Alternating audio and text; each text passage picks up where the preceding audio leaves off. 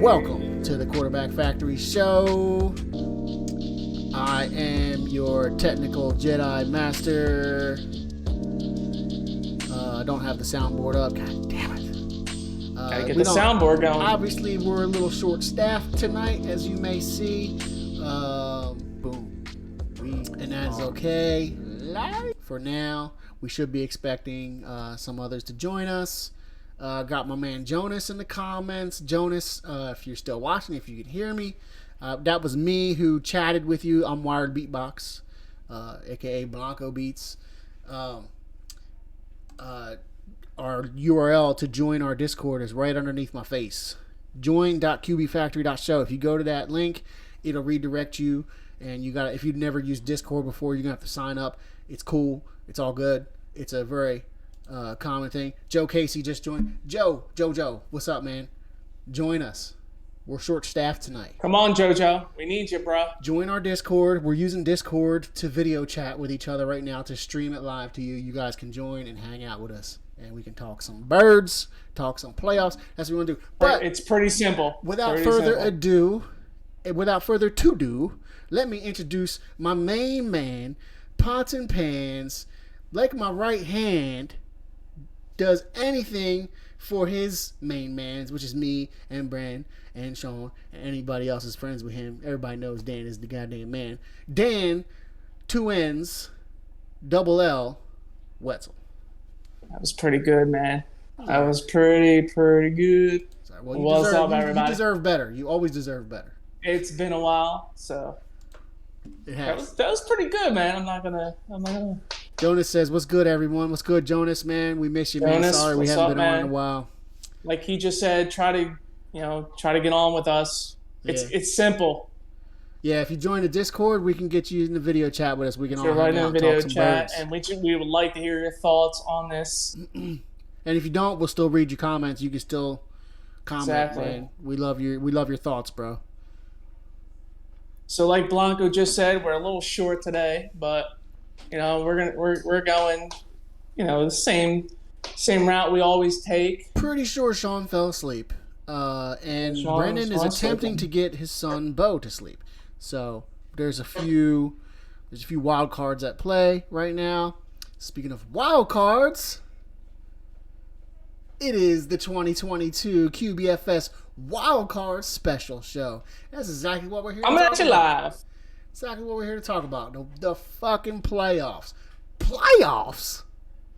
You kidding me? Playoffs? You telling me that in a rebuild? Oh, Finelli _7's here. You know what he said. You know what? Honestly, Finelli _7, I might put $10 on that. Because the odds. Steeler? Yeah, he said Steelers are winning the Super Bowl. I might put $10 on that because, hey, like that McDonald's kid, it could happen. Yo, if you can script anything this year, it would be Big Ben winning it all. I thought about that too, bro. Now, I'm not going to lie. I thought about that too. I threw a little bit of money on it. It wasn't a lot. Good. Yeah. At plus $10 will get you like 3,000 or 4,000 or more. Yeah. It was like $5 will get you like 500 or 6. So yeah, man, you throw that little bit of money on there. Big Ben gonna bring us number 7 Super Bowl. If that happens, it's definitely scripted. And I don't know why, but it makes sense that the NFL would want to do that. They did it for Ray Lewis. Yeah, they did. They had a better team. They had a better team at the time. Dude, I love the Steelers. Just going into this game, into the playoffs. That year, the Ravens had no business winning the Super Bowl that year until he announced his retirement, and all of a sudden miracles happened, and they went and then they won the Super Bowl. Yeah, I don't think there was. That was the Blackout Bowl, wasn't it? No, I don't even remember. I don't know. Don't know. Anyway, I did earlier this year. I was in a fantasy league, and I was the worst in the whole league. I was terrible, and like I was drunk as hell during the draft, and I drafted Sunshine as my only quarterback. Because I was listening to Sean, man. Sean was like, yeah. He's the next coming of Jesus with a football, you know. So I was like, all right, fuck it. I didn't draft a quarterback. I might as well draft somebody. I'll draft Sunshine. So needless to say, I'm the last place team in that league, and I finished dead last. But I had quarterback struggles the whole time. Carson helped me out a lot. But as soon as Ben announced his retirement, I was like, you know what? Let me just fucking put him in. And he blew it up he killed it that game, that very next game for me. And I was just like, I just knew it. I had a feeling that was going to happen because of scripts and whatnot. You know, because that shit is real. I don't know if anybody noticed, but how our fantasies were going seems like it played out the same way that NFL played out. Do you notice how many teams were still in it, like roughly around the 500 mark? And for the QBFS league, yeah. And in our league, and a couple of my other leagues too that I was in, it was just like you have these same, like, everyone was just hovering around the same kind of like records, and it was like it was a weird year this year. And it was. I just like it was just crazy how like each league was the same thing, but you know wherever you ended up, I don't know, but it was like everyone had a chance, just like everyone this season. That's just weird to see, man. Yep. So I was just checking the Discord to see if anybody joined. Nobody joined yet. No. Join our Discord. Finelli_7. Join our Discord. You can talk shit all you want. Jonas, join our Discord. So Joe Casey, join our Discord. And you can just jump on. Yeah. And you could just. You can chat with us. We just want to hear you just chat with us and just give us your little thoughts. We like to talk Birds, and we also like to talk Sixers, who should be winning still. And we also like to talk Flyers and Phillies. It's done. Yeah. Sixers are winners. Well, let me get my soundboard back up so I can at least play the Sixers song at least once. Where's tonight. That thing out? It's starting up. It's on my older phone. I keep forgetting to bring it up. Older phone. So anyway, the main topic for tonight is playoffs, obviously, and it's almost like I feel like we don't belong here. I feel like we shouldn't have ended up here, but I don't want to say we don't belong here because I feel like the Eagles kind of have a little bit of an advantage, at least over some teams. You know, we're coming in as the number 7 seed. Nobody expected the Eagles to make the playoffs this year. Not even anybody in this city. Not even any diehard Eagles fans. I mean, yeah, I'm sure you had your hopelessly hopeful people that are just like that, you know, no matter what, obviously, you know. But, you know, realistically, nobody should have expected the Eagles to make the playoffs this year. And here they are, and they did it in a fashion that makes you think like, that was pretty spectacular. Like, the way they turned that football team around philosophically from a completely different, just like, it was like an Andy Reid offense, and then all of a sudden it was like an 85 Bears offense. Like, overnight. Like, damn. I mean, I don't extensively watch other football teams. I only extensively watch the Eagles. I've never seen something like that happen before. But I don't think that happens often anyway throughout the league. Like a complete philosophical switch with the same coach and staff and all that. Just straight up like, all right, fuck it, we're gonna run the ball. You know, I don't know. It's just crazy. We're in the playoffs. I think we have one of the biggest advantages I think we have right now is Java. There she is, sniffing. One of the advantage I think. Yo, that couch thing is balling, bro. Oh, you like that? Yeah. Yeah, it's basically Java's bed. Nice. But yeah, I keep that couch cover there. I like that couch cover. I want to get some couch cover. I want to replace the very nice fine Japanese art I have up there. It is really nice. But I want to put some Eagle stuff up there, just to make it a little bit more You know, it's a good that art piece is a good talking point though. People were like, "Oh shit, is that the whatever it's called?" I'm like, I thought it was an Oasis album cover. Yeah. But anyway, I digress as always. My main point here is our advantage is we're playing with house money. We have the underdog mentality again, and I think those and the fact that we run the freaking ball, like we're gonna be running the ball down people's throats in the hardest month of football any other team is gonna face. Any team here is gonna face right now. And we're going to be running it down their fucking throats. And we're healthy. We basically had 2 bye weeks this year. 2 late bye weeks. So, that's my piece. I think we have an advantage. I'm up on the Eagles. I'm ready for the upset against TB12 in Tampa Bay. What say you, Dan? Booty hoo!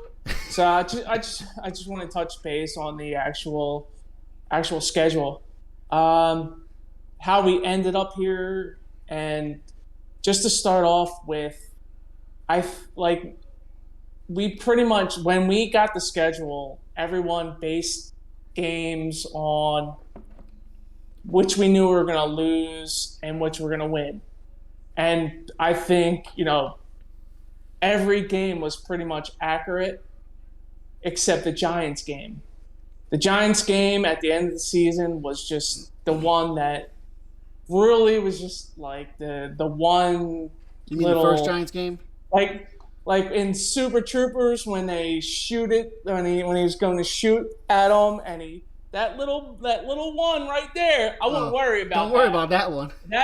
But yeah. So when I'm just the season wise, like I don't want to take anything away from playoff berth, but I want to go back like the scheduling. Like everyone hit it. I think everyone probably hit it correctly that our toughest schedule was going to be in the beginning of the season, those first 6 games, and I think it was just like it just worked out how everyone said it was going to happen. So they went through those 6 games and it came out the way they did. So once they played Detroit and went on that little run, they started. It's hard to say if they started doing that. The running and stuff in the beginning of the season to do what they're doing now. Maybe they could have won a couple more games, but I'm just saying, like we all knew the first 6 games were going to be the toughest, and at the end were going to be the easiest games, and they did exactly what everyone thought they were going to do. Granted, I mean Washington was probably a better team at one point. And they just kind of injuries, blah, blah, and it just whatever happened there, just in that. But it was just the only game that I think that they really just didn't win was that Giants game. So it's you talking about the first? Where I'm getting at is, are we surprised or are we knew this was going to happen? Yes, this at the end of the season was going to be our easiest point of the schedule. Yeah. That's what helped us get in there.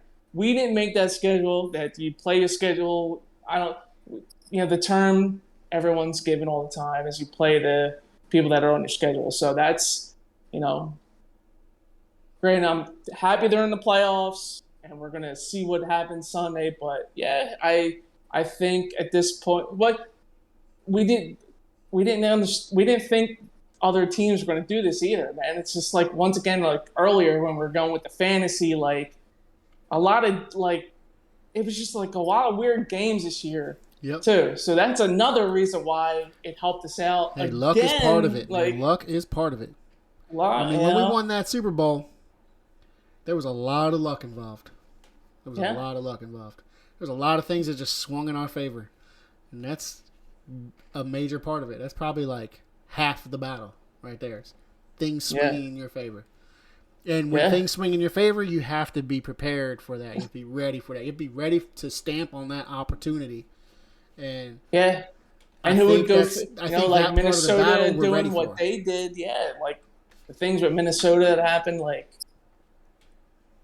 let's just let us in the Dude, playoffs. stop trying to bring me down to earth, Dan. I'm trying to float. I'm trying to float up here, man. I'm just saying, like. So yeah, man, it's like the hype wasn't there just yet, but I mean, we're getting closer to the game, and I'm getting. It wasn't at first the whole week. I know me and you were talking earlier, like, you know, it hasn't seemed like a week of Philadelphia going to the playoffs like we usually are. I think, I know this might be talked about later on, but it's just like, you know, we'll see where we are at, like our like, you know, just like this week was just like going into Dallas was like, didn't feel like Dallas week. We didn't feel like it was a playoff week, but I think tomorrow week, and then when we get closer, we're gonna get a little bit more of this like little hype. But we gotta be, you know, like. Yeah, we get a little taste of playoff football tomorrow, especially that Bills game. It's gonna be cold. Oh, yeah. I wonder if it's gonna snow. I wonder if it's gonna snow in that game. That would be dope if we get a snow playoff game. It's gonna be the coldest game in NFL history. Like, I saw that, like 1 degree or some shit. Yeah, that's Yeah, that's awesome, man. Yeah, and that's football, man. That's one football. thing I do love seeing. Love it. One thing I do love seeing is when everyone lines up and all you see is all this breath, like a bunch of bulls, and you just see all this breath, like, and everybody's in sync too. Like for some reason, everyone is breathing at the same time. It's like that's sick, man. That is just. It's so fun to look at that. Like, ooh, it's battle time. Go! Yeah. I really cannot wait to see that. I want to watch at least a little. It's going to be tough for me to watch all the games tomorrow, but I'm going to try and put them on for a little bit, especially while Riley's sleeping. So real quick, at 4 and 8 tomorrow, or 1 and 4? I think it's 4 and 8. I could be wrong. Sucks. I think there's only 2 tomorrow. Yeah, it's 4 and 8. Yeah. So real quick. So do you think that, and anybody that's either listening or on the chat with us? Yeah, we haven't had any chat activity since Finale_7. But if you're still there and listening, Jonah or anybody, this is my question to you before we get into anything else, because we're going kind of like from the Dallas game on. So, do you think us resting everybody that game and Dallas doing what they did had some kind of significance to anything? Like, do you think it was a good idea, bad idea? Blanco, go ahead and let me get your thoughts on that. Listen, kiddo. Did you hear that? Yeah. Good. Got my Excuse me, bitch. You're back. Yeah, got the soundboard back up. So nice. So what do you think about us resting people? You know, we're just going to continue to go up, you know, to the leading up today. So tomorrow, you know to Sunday. So what do you think? Joe Biden, wake up. Joe Biden, wake up. Joe Biden, wake up. So, Quarterback Factory Show. There we go. Oh, my man, cuz. Thanks, cuz. So the question was, do I think it was a good idea that we rested and let the Cowboys do what they did? Yeah. I'll tell you one thing.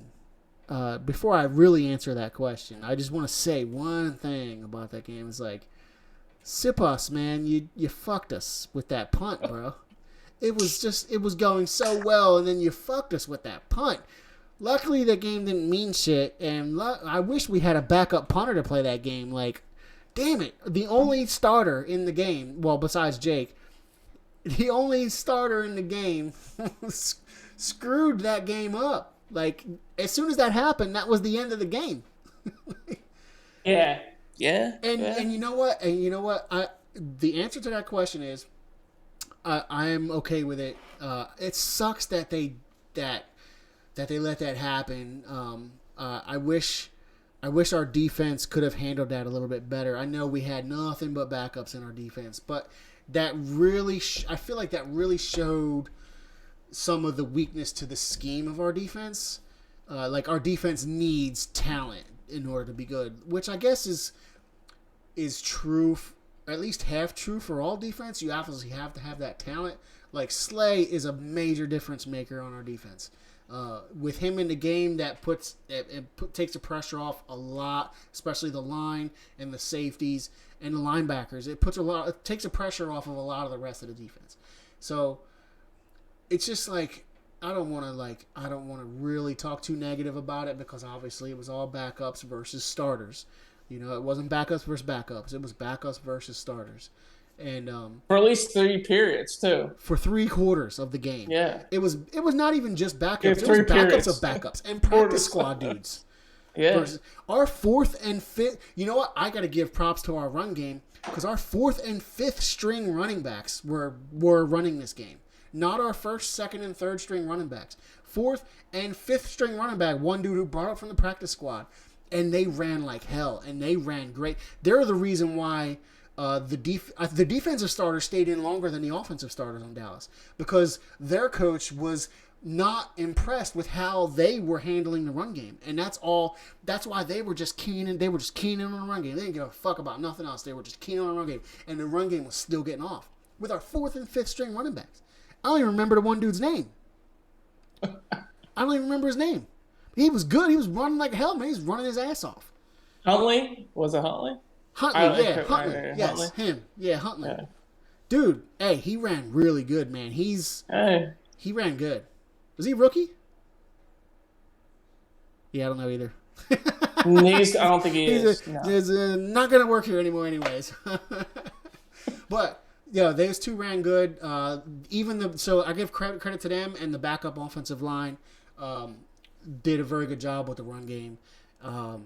Minshew, I wish Minshew would have had a better outing. I know he was a little upset about everything that happened, but he played good that first half. So I don't want to disagree with their decision to sit him. I do think that it's more detrimental for the Cowboys, that game. I think that game is more detrimental for the Cowboys, because now because you saw they were clearly happy that they destroyed the Eagles scrimmage team, and they were excited about it, and they got their group because they just got smashed by Arizona the week before. Yeah. And that's a playoff team that they could possibly see in the playoffs if they get past Arizona, get past San Fran or whatever.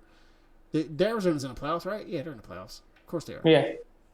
Now that you brought up Arizona, do you remember that when we blew out Arizona? I forget the score. Somebody wasn't posted in there. Like it had to be like 40s to like 17 or something like that. What happened in the MC Championship game? I hate to bring that up, but you get full of yourself. Dallas ain't going to the fucking championship. But I know it's a different situation at the time when we did what we did. Yeah. No one was fighting for any. This is a long time ago. Didn't they go on and lose to Pittsburgh, right? Didn't they go on and lose? They went on to lose to Pittsburgh in the Super Bowl, right? Yep. Finale _7. Where you at? Where you at, bro? So yeah, I mean, you hit it on the nail right there, man. It's just like, I don't know. I just think Dallas is Dallas, no matter what. They're Dallas. Whether they have Romo back there, whether they have fucking,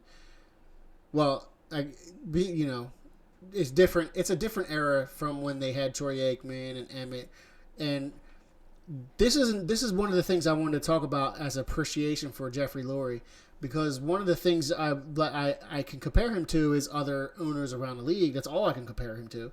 And you look at the Cowboys and like their owner is just literally blindly trying to recreate a formula that he's had success with in the 90s, and that's all he's trying to do. He's not trying to try anything new. He's not trying to do anything new. He just wants to do the same fucking formula he's done since forever and hope that it gets success. And it does get some success. It gets mild success, but it doesn't get anything else. If that was what my team was doing, yeah, I guess there's some sort of fan service to it, so I guess that kind of strings the fans along, and it's like, yeah, we got the great running back and we got this great quarterback and we got all this great talent. It's just like the 90s, except they're not winning.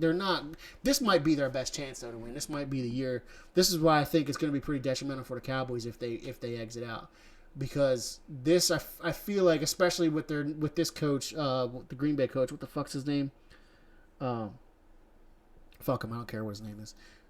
This is definitely their best chance, and given the talent that they have, they should be doing this. They should be very good.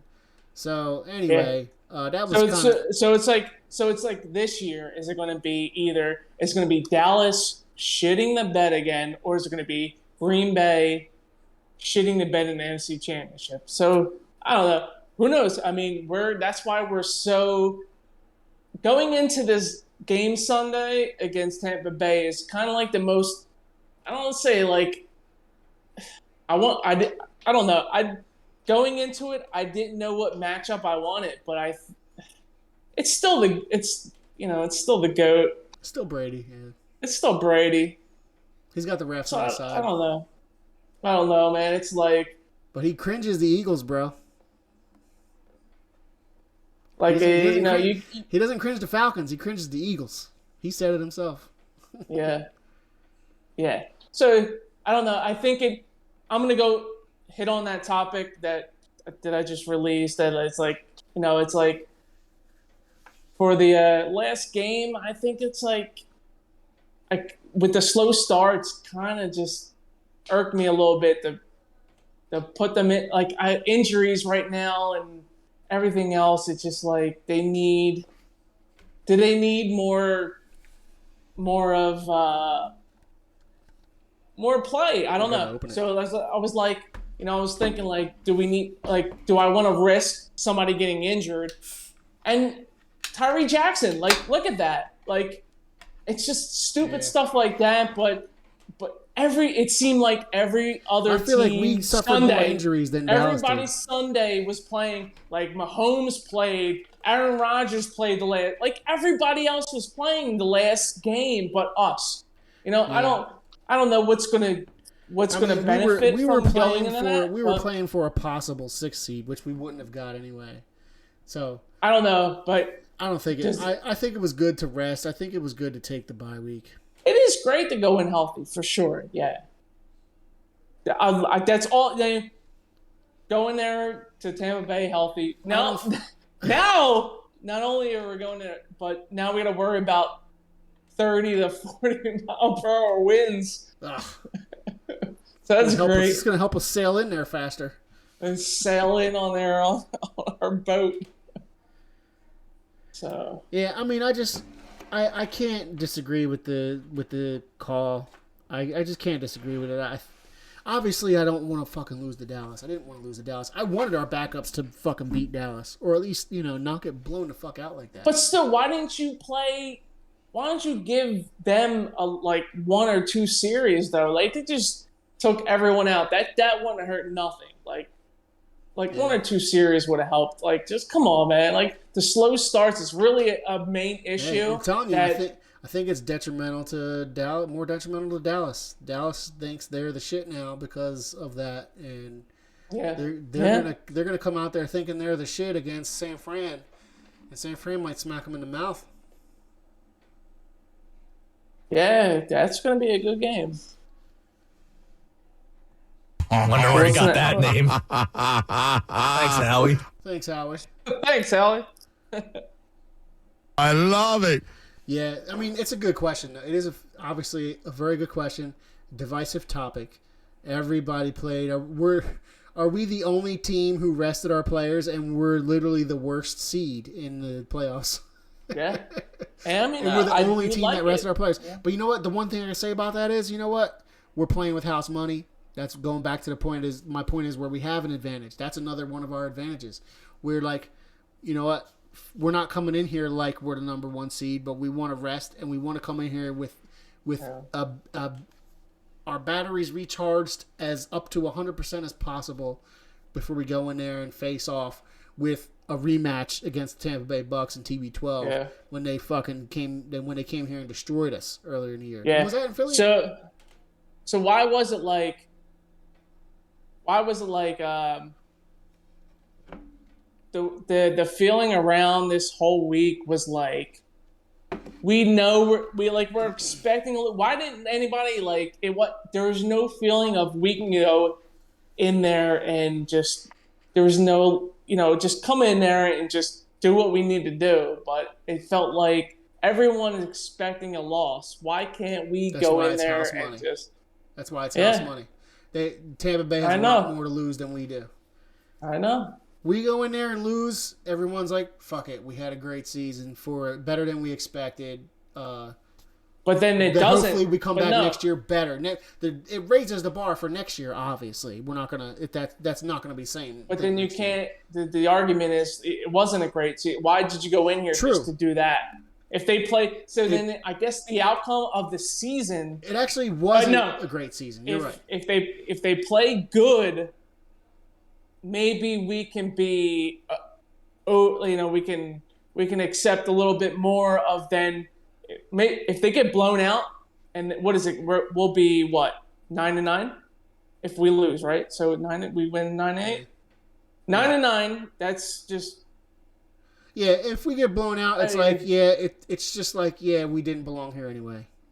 Didn't belong here anyway. I think the loss is really going to. The way I look at it, let's say this: if we get blown out and it's just like an obvious loss, like we didn't belong in the same arena as Tampa Bay, the way I would look at it as we played above the level we should have played for the season. We snuck into the playoffs, thankfully, with this brand new 7th. That's where I was going with that. And an extra game of the season or whatever. We played better than we played above our actual talent level, and the team needs to address that. They need to address the weaknesses that we have, so that we're not sneaking into the playoffs and don't belong. You know what I mean?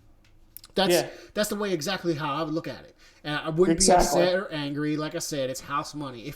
That's why I'm hoping for a win. I'm hoping for a win as an Eagles fan, as a fucking homer. I want the win, obviously, but it's not realistic of an expectation. But a bad win will be, or no, not bad win. A bad loss would be really terrible. A bad loss would hurt big time because I feel like we made some strives, made some achievements to get better this season, and to get obliterated by Tom Brady would suck. Yeah. Would suck. Totally agree with that. To throw in to play some good football would say, okay, everybody on this team right now deserves a shot to be playing for this team again next year. Yeah. And coaching everybody. And then if it's like a shit loss and a lot of people shit the bed and it's like, and there's obvious deficiencies, then those obvious deficiencies need to just be like, boom, you're gone. Yeah. We need something else. We need to try something else. Yeah. It just hurts to come in every all I heard all week, like I said, I didn't really listen to much, but everything is you didn't beat a team with a winning record. And it was only the Saints because they were 9-8 at the end of the season. The record, I might be different on that. I think they had a winning record, but they didn't make it because of the Niners. So the only team they beat with a winning record, and that's all I heard all week. Mm-hmm. All leading up to this is just like, it's true. Okay, but I don't want to say a moral victory. I'm not looking for that. I'm looking for, in my thing is I don't want if they do lose, we're all going to be furious. We're going to be mad. Because it's but I think we're all leading in this to how they play. We can have a retrospective afterwards where our emotions will calm down when we come out of our emotions, and then we analyze it for what it is, and we can give our team a grade of what we think should happen next. But don't talk about a loss, bro. We're gonna win. But it's not yet. I was flipping over that. I know. It's not saying that we can't win. That's right. Because we surely can. Absolutely. The expectation is here, and we can definitely do. weather. If there's I don't wanna anything blame- this team showed me this year, is that anything can happen. That's Yeah. one thing that this team has shown me is anything can happen. With Hurts' ability to escape and make plays with his legs, and with the run game behind him, and the offensive line as healthy as it is, Yeah. I anything can happen. There's not many defenses that are ready for that. And there's The only defenses that are ready for that are in the playoffs. So it will be tested. It will very much be tested. And I don't want to hear anything about the weather either. I'm sick of the weather. I'm sick of it's going to be bad. The Windy wind's weather gonna be is bad. just better for the run game, bro. I don't use that. Don't use that anymore. I don't care. But it I don't want is. to hear it. Well- After the Tampa Bay game, Well, they for can't us, not play for Tom Brady. under- Tom Brady's still going to be able to throw, no problem. they will play the weather. Like The wind will after blow the that ball Tampa out of Bay Miles game, Sanders' hands. They can't play under 40 degrees, and then the Eagles just got stomped in that game for that. I don't want to hear weather an excuse anymore. Don't use it.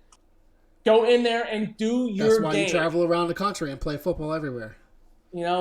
Just play what you can, play to your strengths on that day.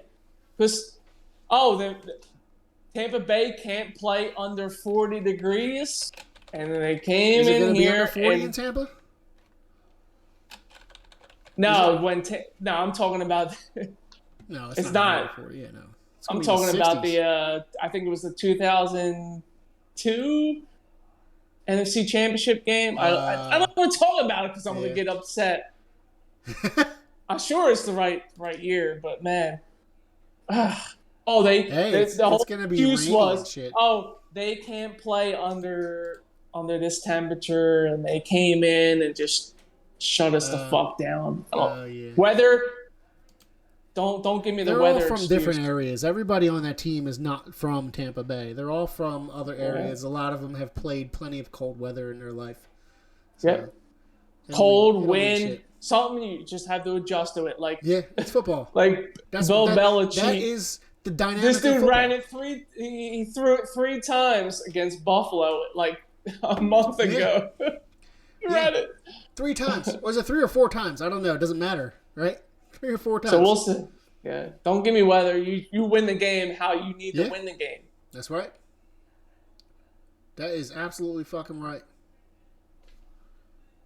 All right, so what we got next, bro? Quarterback factory. Quarterback factory. All right.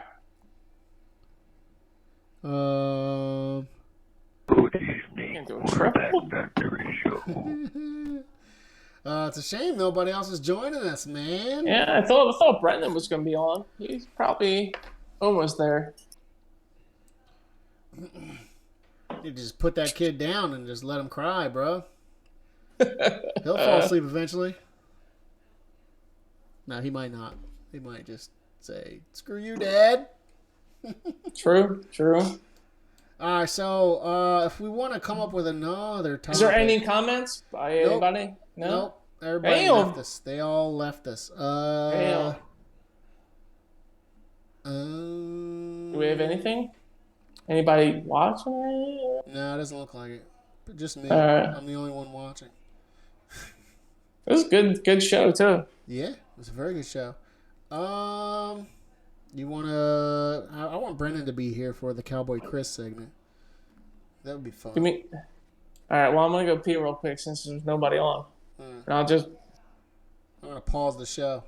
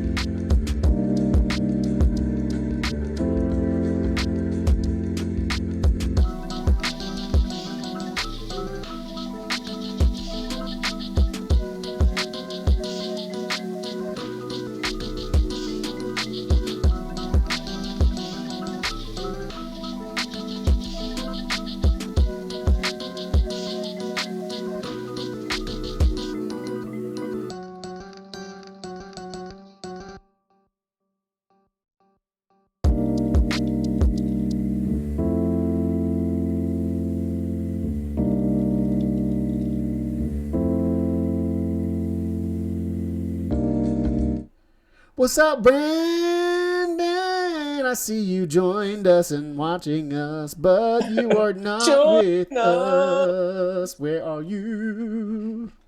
Brendan. Put your face on no camera. He hasn't seen us yet, but he will soon. Because we're on a delay. Face on the camera. BKC09, will you join us, please? Somebody chatted in the general channel of Discord. Let me see who that is. Oh, he said, "How do I get on this thing?" QDFS Live Studio. He figured it out. It felt so easy. There he like is. earlier. He figured it out. Hello, Brendan. You must have heard us talking about the Cowboys. Bro, we just started. We literally just started the show. Where are you? I can't hear you or see you. I can't. How do I? What's happening? Uh-oh. Hey, there he is. There he is. You did it. Can you turn your phone sideways?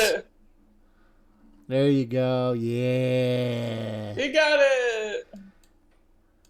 Is everything good? I think so. How are you? How am I? Yeah. I'm good, bro. I'm good, man. I'm good, Essay. Got your beanie on. What are you drinking, Dan? That looks delicious. Me and Blanco got some Bobcat stuff. Can't really explain it right now because we were. Yeah, I'm drinking the same thing. Bobcat piss. Yep. Bobcat strong piss. It's double piss. It's double concentrated piss. No, it tastes much better than piss. I can attest to that. It's good. That looks like some mountain ass beer. No, this is just a generic can. They fill up like they fill up shit at this liquor store, but it does look like some shit you got at the mountains, and like you're like, hey there, Billy Bob, I want a can of that, that old jet fuel you got back there in the keister. Hey, give me an aluminum of your finest that old Bobcat. The finest Bobcat. Your finest It's good Bobcat. though. Little Bobcat urine, fermented Bobcat urine. In your Coming right back. in your dirtiest dish. Give me a body shot, please. Brandon, your beard is looking nice and thick. I like it. Yeah, I like your beard, dude. It's looking real good. Thank you. It's I don't know. I haven't had this long in a long time, if at all. I know what it's about. It's that ginger finesse. Just comes in naturally nice. Mine's a little shaggy because I let it get shaggy, but it doesn't take much for me to make it look good. It's like, oh look, all of a sudden it looks great again. Yeah, he just got it doesn't, but whatever. Give a little comb here and there. Yep. And he's good. I think it's going as beastly, man. It is nice. I like it. You definitely comb it. I don't comb mine. I don't care. I got a lot more grays too. That's because my kid's older than yours. They're coming. Your grays will catch up to me soon. How's Bo? He went to sleep finally? Yeah, my man is like. He's like, I want to be part of the show, Dad. Yeah. He's used to being part of it. He's so funny. He's just like, I don't want to go to sleep. You guys are like, Sean's like, I'm putting Adriana down in 45 minutes. Right. Dude, he fell asleep. He probably fell asleep before she did. Yeah, like, I'm going to put Riley down at 7:30. I'm like, 7:30? That dude's taking his mid-evening nap at 7:30.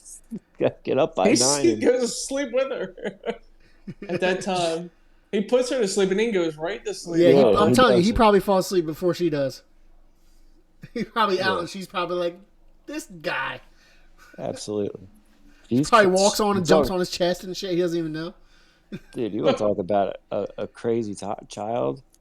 She is out of her mind. Yeah, I know. Like, dude, we were at a family party, and the kids have a lot of energy, but she just didn't stop. Like, she would just run and she would run to a pole and then just bounce off and then get up and then run, and then she'd do a belly flop onto a table where people were eating, and then she would get up and walk over to these random cousins that she doesn't even know and just start taking food off their plate and eating it, and then walk away and then run up the stairs and then tumble down.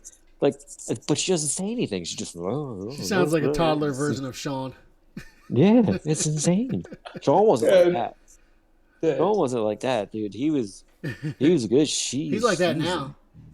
He's wild. Like, Yeah. oh my god. I was like, holy fuck.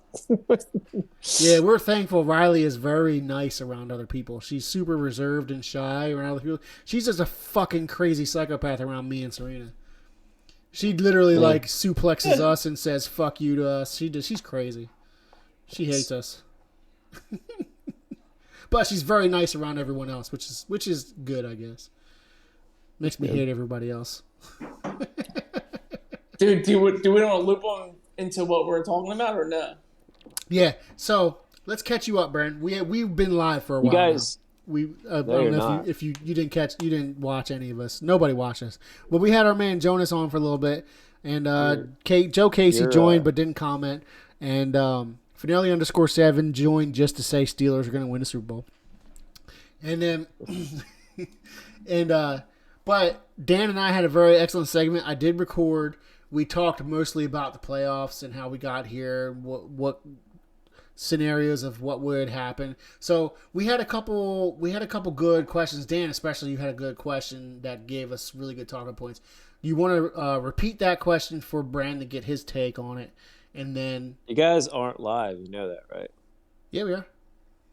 Because before I came on, I went on that Instagram, and it's just the yeah. You came on while we were paused. I literally paused it at that moment so Dan and I could take a piss. Oh, I was like, this guy. Yeah, no, we were paused for. That's why I said to you, I was like, "Yo, we didn't go live yet until now," but I was just kidding because I knew you would think that because you saw that it still said, "Hey, we're gonna go live soon." No, I just paused it for a moment while we took a piss. Trust me, we were definitely live. I've been watching it. Thank you for being aware of that, though. I know, it was like, damn, they're already done. Yeah, I know. I knew you would think that's funny. Literally, like, as soon as I sat back down from taking a piss, I saw you joined. I was like, oh, Brent joined. And that's why I came back live. I was like, Brandon. Did you hear me singing to you? No. Well, I'll play it for you later. I literally sang a nice song and dance for you. So anyway, Dan, give Brendan your question because I know Brendan's got some fantastic shit to say that we need to have on this stream and or get up on YouTube eventually. So Dan, you had a question. Did we have that one? Did we have other topics? I thought you wrote it down. I didn't write it down. Well, I don't have it then. Oh, your question was about you might have had more than one question. Was it a good idea for the last game of the season? Go. So the first question I had was it a good idea to rest everybody against Dallas? Do I think it was a good idea they rested everybody against Dallas? Yeah. Yes, I do actually. I think that. But I think you can go either way with it. I think you can say, rest or rust. It could go either way. They were rolling coming in. Obviously, they won 6 out of their last 7 or 7 out of their last 8, some shit like that. So you want to keep those guys fresh, and you want to keep those guys, still like in the mindset of winning. But at the same time, you really have to think about it. Like, are you going to those guys out there? Huh? I'm sorry. I just me. I just splurt out things when I read them as they happen. But if you think, like, would it be worth it, though? Like, just say if you went out there and you played a half. Like, that would have been cool. But the way football is played, and with Dallas having all their starters out there, and they were out there to try to get another notch up on the conference, I don't think the risk was there. There was no chance for you to advance. Maybe to the 6th seed if you won and Minnesota. I think it was if you won and Minnesota was already out of it. If you won, the Saints lost and the Niners lost, then you would have been the 6th seed or something. But you already had it locked up, man. Rest them. My argument was like that is true, but why did Green Bay, Kansas City, they kind of played everybody a lot. And they're end of the. I'm not like. I didn't see who needed to lock up something. I know we already KC was knew still Green trying Bay. to lock up that number 1 seed, weren't they? Green Bay already had that shit locked I'm up. talking about like AFC. You said before. KC. They already had it locked up. But I see what you're saying. Like you want to have your guys in there. I mean, Yeah. It can you know what? It can go either way. I know. Honestly, It's very like. It's a tricky question, but I mean, It is.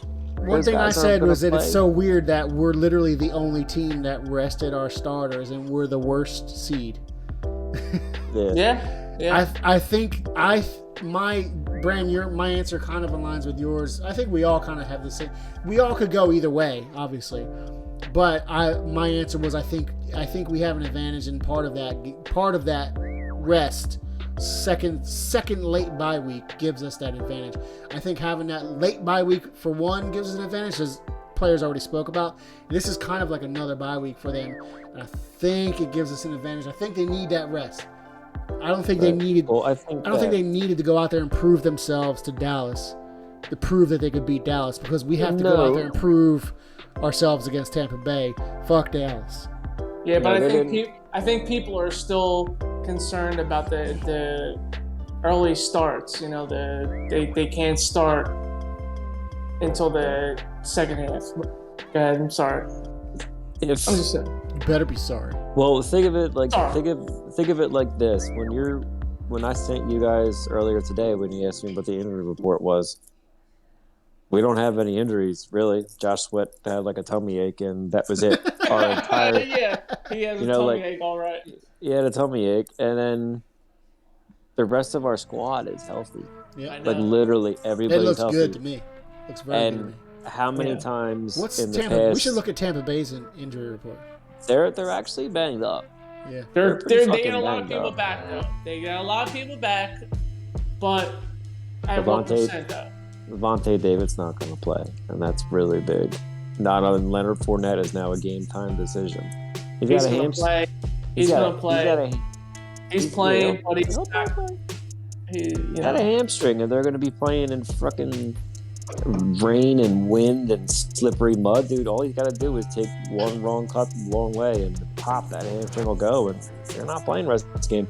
And Ronald Jones is already out, so I think they signed Le'Veon Bell a couple weeks ago, so I guess he would be it, but he's not Le'Veon Bell from, 2014. He's Le'Veon Bell 2022, so. If there's anybody that's going to kill us on that offense. He's not on the active squad yet, though.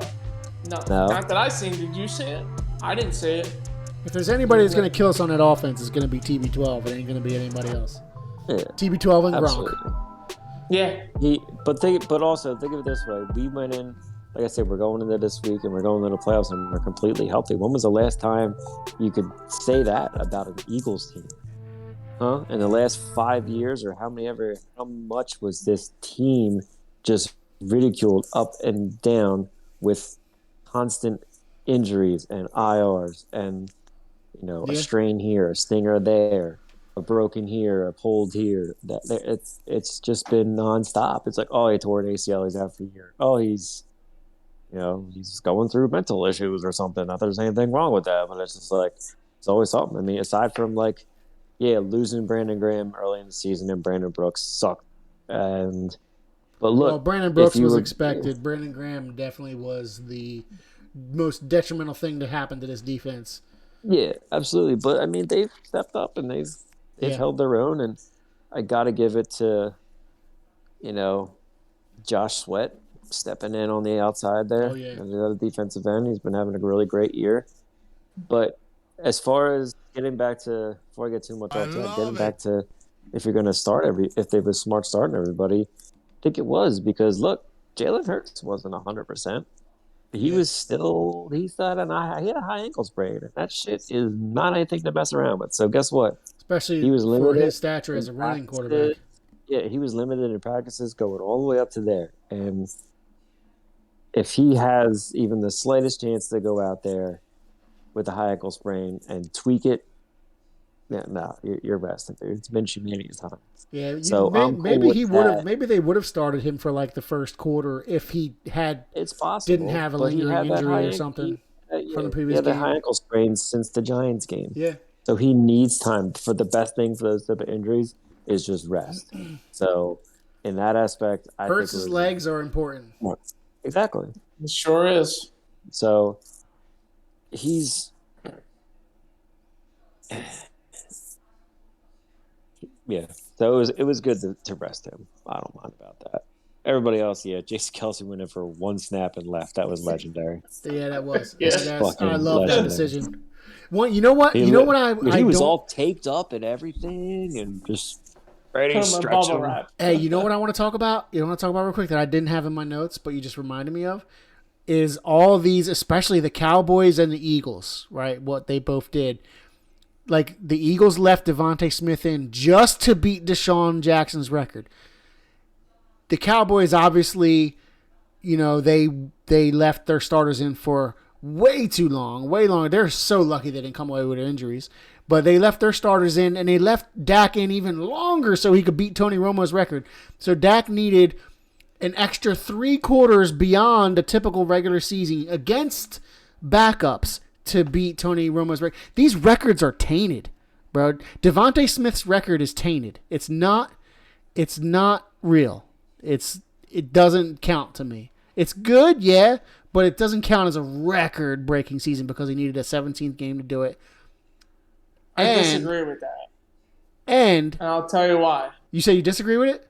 Yes. Good. Me But too. I'm not so mad at the Hurts one. I'm a little like the Cowboys one is bullshit because like this motherfucker stayed in for 3 quarters, 3 extra quarters, and stayed in just to get that 1 extra touchdown over Romo's. I'm not trying to say I do love Romo because he's done great things for the Eagles over the years. I will always be a Romo fan because of how great he has been. I'm gonna just tell for the you mediocrity of the Cowboys. But having that happen, it's like, man, the Cowboys organization should be ashamed of themselves for letting that happen.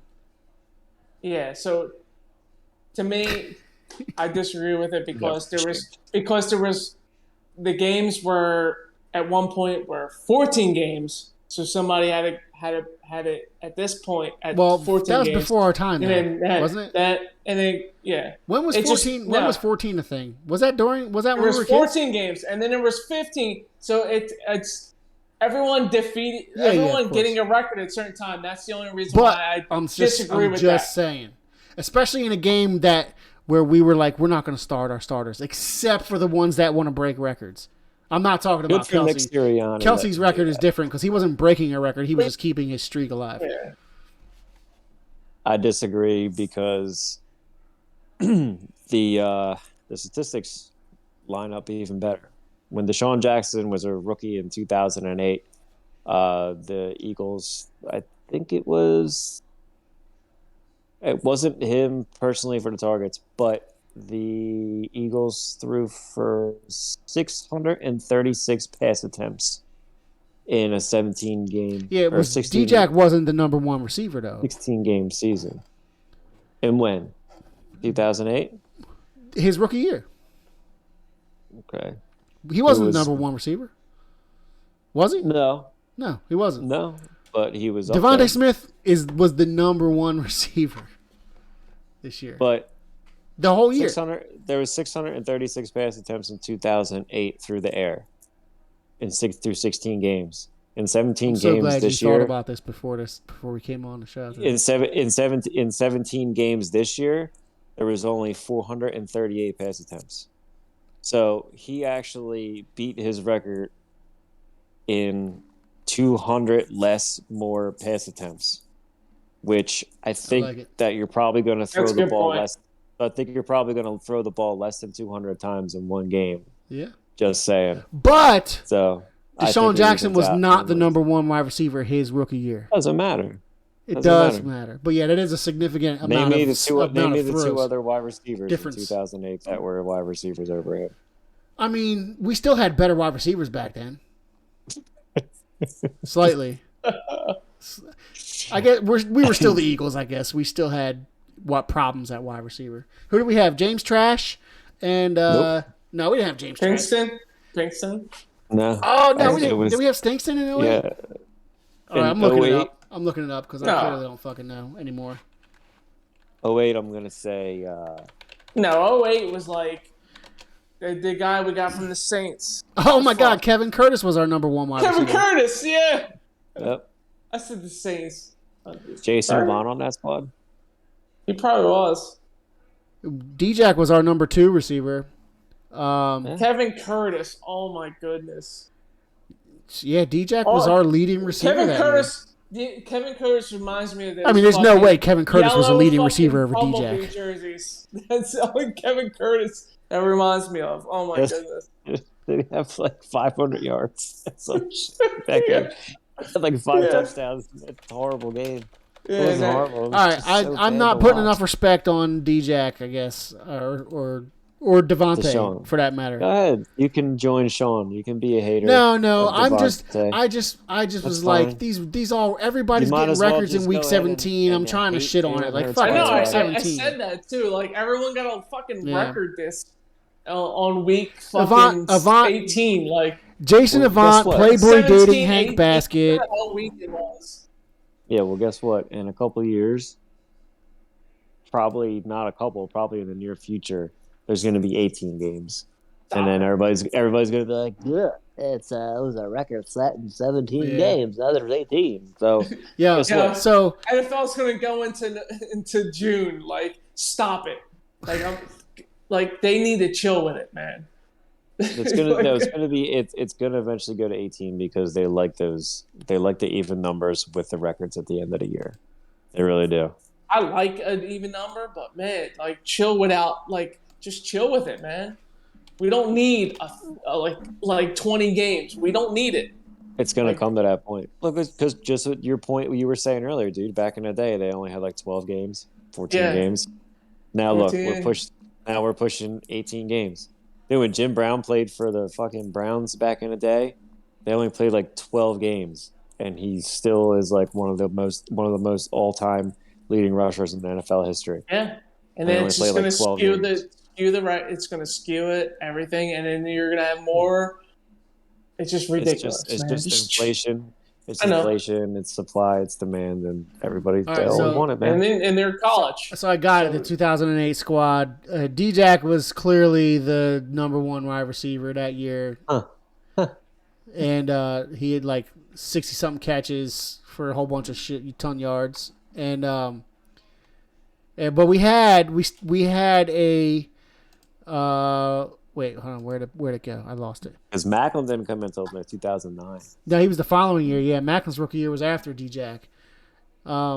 We had Kevin He's Curtis. still playing. We had downtown Reggie Brown towards the end. Reggie Brown. Downtown Reggie Brown. And Jason Avant. Obviously not a starter. Yeah, Hank Basket, Playboy dating Hank Basket was on the squad. So I gotta That's say, awesome. I will reel that back in and say impressive year by Devontae. You're welcome. I would say especially impressive given the amount of flack and the amount of disbelief. Not just Sean. I only just coattailed on Sean with that shit because I don't fucking know anything about college kids. But I think a lot of the, it was beyond just Sean. There was a lot of people that were like, man, this kid ain't. And I get it helps that Jalen knows him. Yeah. He's clearly For the sure. best receiver on this team right now, and Special. that's not saying much. But given the fact that he hit the rookie record in the first quarter, I'll give him that. In the very first quarter, it didn't take him long to hit that record. In the very first quarter of this 17th game against Dallas' starters, he played against Dallas' starters. He didn't play against backups. True. So that's why Dak's record is tainted. Dak's record is super tainted. Because he needed an extra 17th game as the starter, the only lone quarterback starter, and he needed 3 extra whole quarters in that game against backups to get Tony Romo's record. Yeah, but it was their bounce back, man. It was their get right game. I know. Their They year. needed, All right, That's- Blanca, you yeah. remember what our second question was? Well, we I did wanna talk. talk about We did Dallas talk real about playoffs. We were talking about. We were talking Forget about about the it. game coming up. Yeah, there's a playoff game Sunday, guys. Brent should get and some of that we're in the action. playoffs. I forget what my second question was. I had a good one, but I forget what it was. I have a very good one about the game Give it to for us. you guys. Give it. So, and there's no right or wrong answer. Brought to you by because- Bobcat Liquor Piss. Enjoy yourself, Bobcat, over Friday night up here. Bob. And then at the end, it's got to have a Bobcat rally. I'll find one. They have to show. Blanco, make sure you They have to turn it show. off at the time. They have to show the commercial, and they open the can, and instead of it goes wow. Yeah, that'd be great. I need a better soundboard that I can just search anything. So good, bro. I'm dying. Hurrah. That would be great.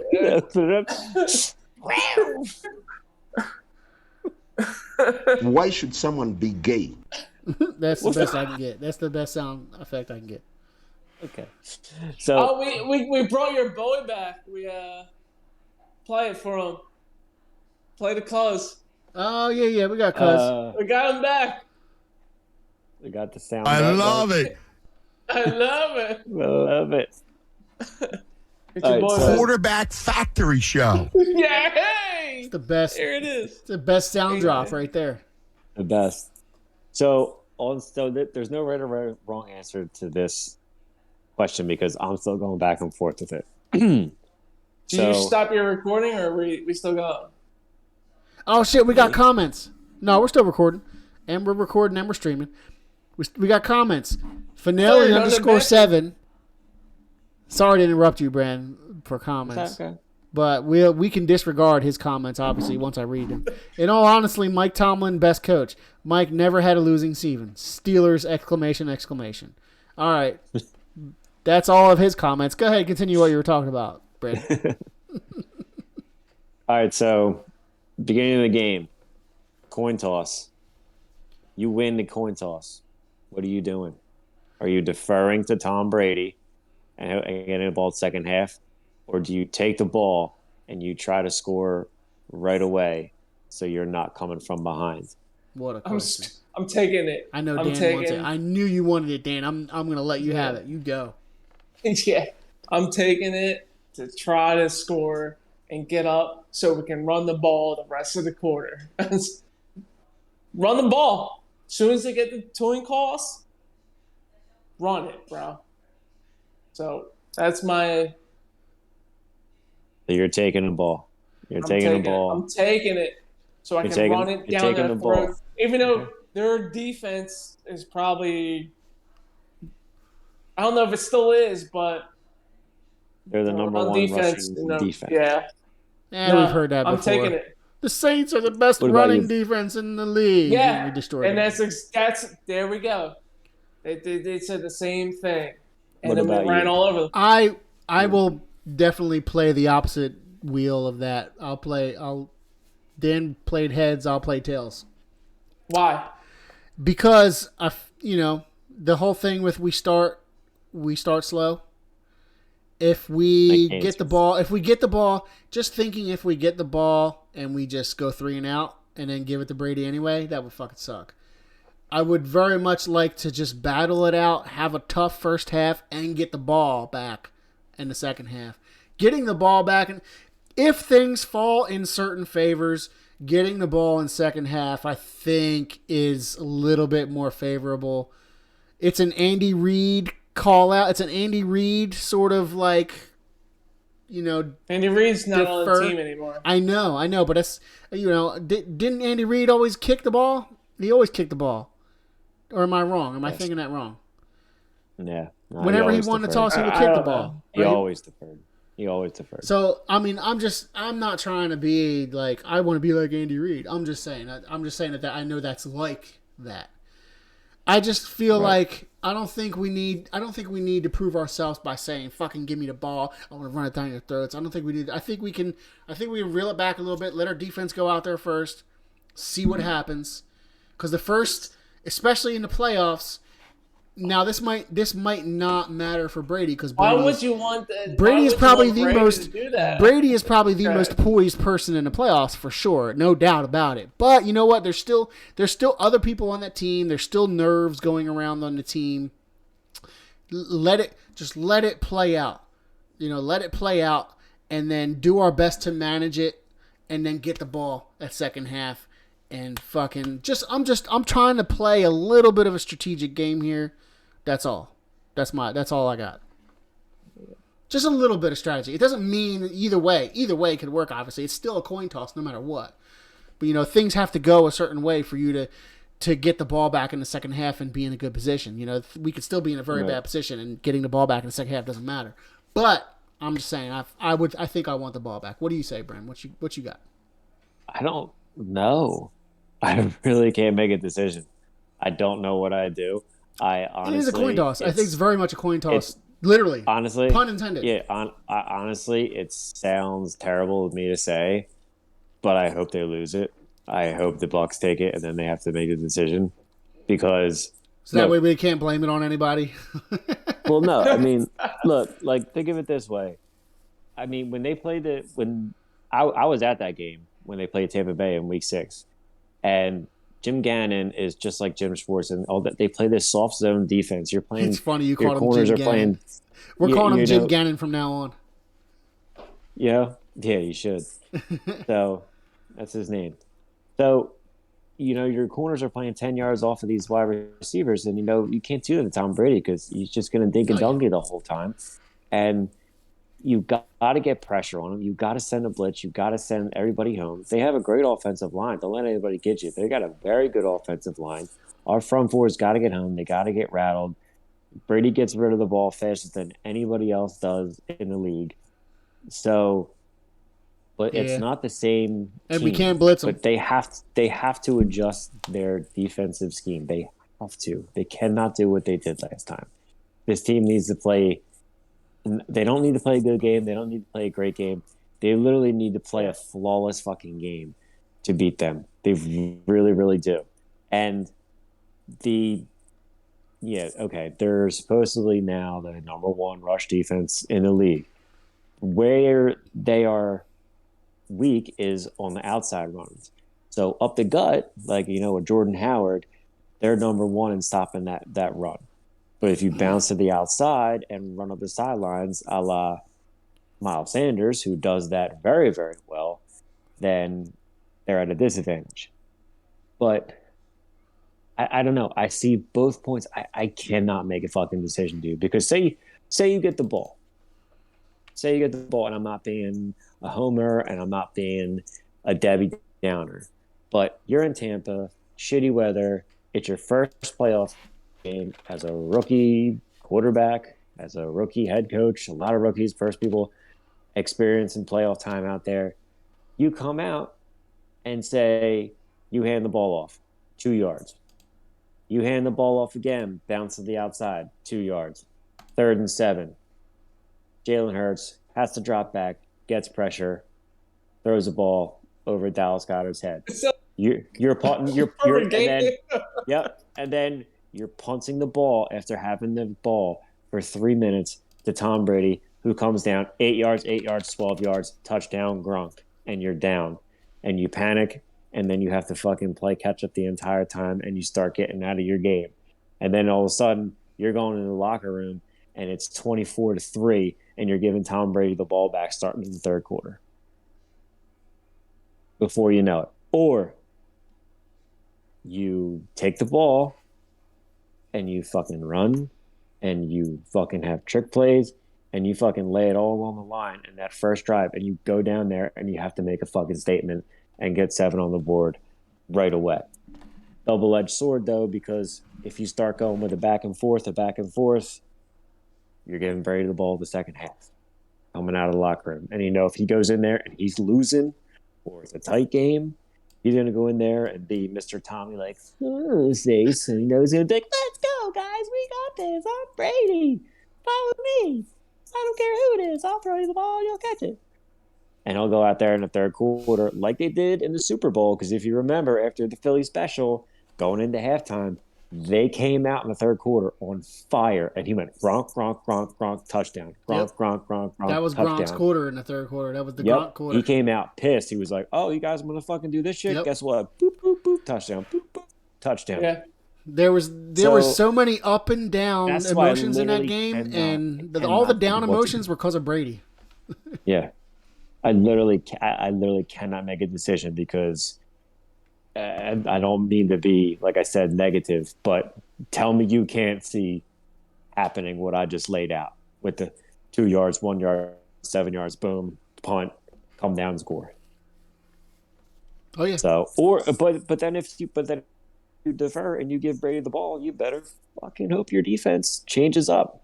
The best case scenario, I'd almost say give Brady the fucking ball. As crazy as that sounds, but it's just like go out there and you have to make, even if you held them to 3, if you went out there and you made a defensive stop where you held them and they didn't get 7 on that first drive, that's a big fucking boost. And, for your defense and for your entire team. Like, yep, they came out, they wanted to come down and get 7. Like I said, even if they get 3, it's still like, we held them, we can fucking do this, Oh, that would be a Like, win. look, If they get the first drive and it's a 3, that'll be a win to me. If they get them to punt their first drive or 3 at the worst, then it's just like, all right, I like that. we can fucking do this. And then you take the ball back and go down, and then you score. And no matter what happens, you have that. We get the ball the second half in your back pocket. So, I mean, if push came to shove, Yeah. it's probably madness to say this, but I'll give Tom Brady the ball. You know what? It'd be a ballsy ass move too. It'd be big balls Nick Sirianni right there. You know what? I think that if they do something like that, it will give Jalen Hurts and the rest of the team a little relief of like what I need to do now. If they go down there and they just score 7, and then it's just like it's going to be like we can't do our game plan right now. So Sirianni and Hurts is going to be like it's going to be a change of plan. I like that. I actually like that. If they give it to them, let Tom Brady go down there. If he doesn't get 7, I think that changes the game. I like that. Completely change. If they like that. They get the ball and they go down, they don't get 7, then the Eagles have a shot to win. I don't know. It's just this whole fucking week. It's like, who the fuck Brady has? He can't play without his fucking receivers. Now he gets people back. Who's he gonna play with? It's just it's stressful, but it's not stressful for me. Or it might be. I don't know if it's stressful for Eagles fans, but it's just like I think we were talking about this earlier with Blanco, where he said it's house money. It's just like it is house money. They might have Brady has a lot more riding on this than we do. It's definitely house money. I don't think he really gives a fuck. I think it's house money. The Tampa Bay Bucks in general. We sat here. Brady is not the only person on that team. I know Brady is the most important person on that team, and he is the most poised and the best quarterback to lead you through a playoffs, obviously, because of his experience, because of his resume. But he's not the only person on that team. There is going to be nerves going around that team. Even though he won the Super Bowl last year, there's going to be nerves going around. It's still the playoffs. It's still the first game of the playoffs. There's still going to be that question in everybody's head like, oh, my God, we can't lose to the 7th seed. Oh, my God. We're the number 2 seed. We can't lose to the 7th seed. And if it goes a little bit awry for them, that could be a catalyst. Yeah. And for us, house money. If it goes awry for us, we're just like, fuck it. We got to put our heads down. We got to keep going. It's just a mentality thing. Obviously, I don't know everybody on that team. Obviously, Brady, it's not. If Brady's down, it's just going to make him better. I know that. Brady is the. As much as I hate Brady, he is clearly the GOAT. There's no more argument. He's the GOAT. He's better than Michael Jordan. He's better than fucking any other GOAT in any other sport. He's the GOAT. No, he's the GOAT. You can't say it. You can't argue it. There's no argument anymore. He's the GOAT. You can't argue it. Hey, I'll tell you what. If the Eagles don't fucking stop the Brady's, the Tampa Brady's, then they're probably going to win. They're probably going to go on and win the Super Bowl and then win the Super Bowl again. So Jordan not losing tie. in the championship never mattered. No, fuck that. Jordan probably inflated balls Wait a too. minute. No, I you know know what's what? gonna Jordan happen would be the about GOAT that. if he inflated balls, bro. How about that? Their Tampa Bay is going to end in a tie with Cincinnati. The Super Bowl. Tie. Cincinnati this week. Eagles tie. Cincinnati. Tie. Fucking Jake's gonna kick a field goal to tie it. And then Versus, I don't want to kick versus- any. I don't want to kick Anybody any can- field goals. Dude, I won't kick any field goals. Not this week. 48-mile-an-hour winds. What the fuck, man? Why are we so doomed with this shit, dude? A giant storm coming on the East Coast, like just floating Hey, over. you know what? I bet you Jake can still kick it through. Not a 50-yarder, obviously, but He's gonna break our hearts. He's gonna miss one, and we're gonna lose after he was the highest percentage kicker, and we were all, I'm a snake all year, and he should have been a Pro Bowl I think kicker. our He's gonna kickers better- shank one. That It's I gonna be a- disagree that would with. suck. No. That would He's suck. gonna- Don't you he's put gonna- that evil on me, Ricky Bobby. He's gonna Yeah, hook don't one do left. Gonna No, hook one left. Our kicker 52-yarder. is better. Well, who they got? Suck up or whatever the hell their kicker is. Probably Tom Brady. Tom Brady's kicking balls. No, our kicker's better than him. If it comes Yes. down to a field goal, the Eagles are winning. Yeah, Jake What was- Jake is like a top 3 kicker in the league, bro. He's top 3 kicker in the league. Who was that? Was it in Tampa Bay that drafted a kicker in the second round like 10 years ago? What was his Oh, name? that Like, young kid, right? Jorge something. Was it? I was gonna say Jorge Bonifacio, but that's a baseball player. What was his name? I don't remember his name. Oh God, look it up. What the fuck was that dude? But remember they did. They drafted a kicker in the second round. Wasn't it Tampa Bay?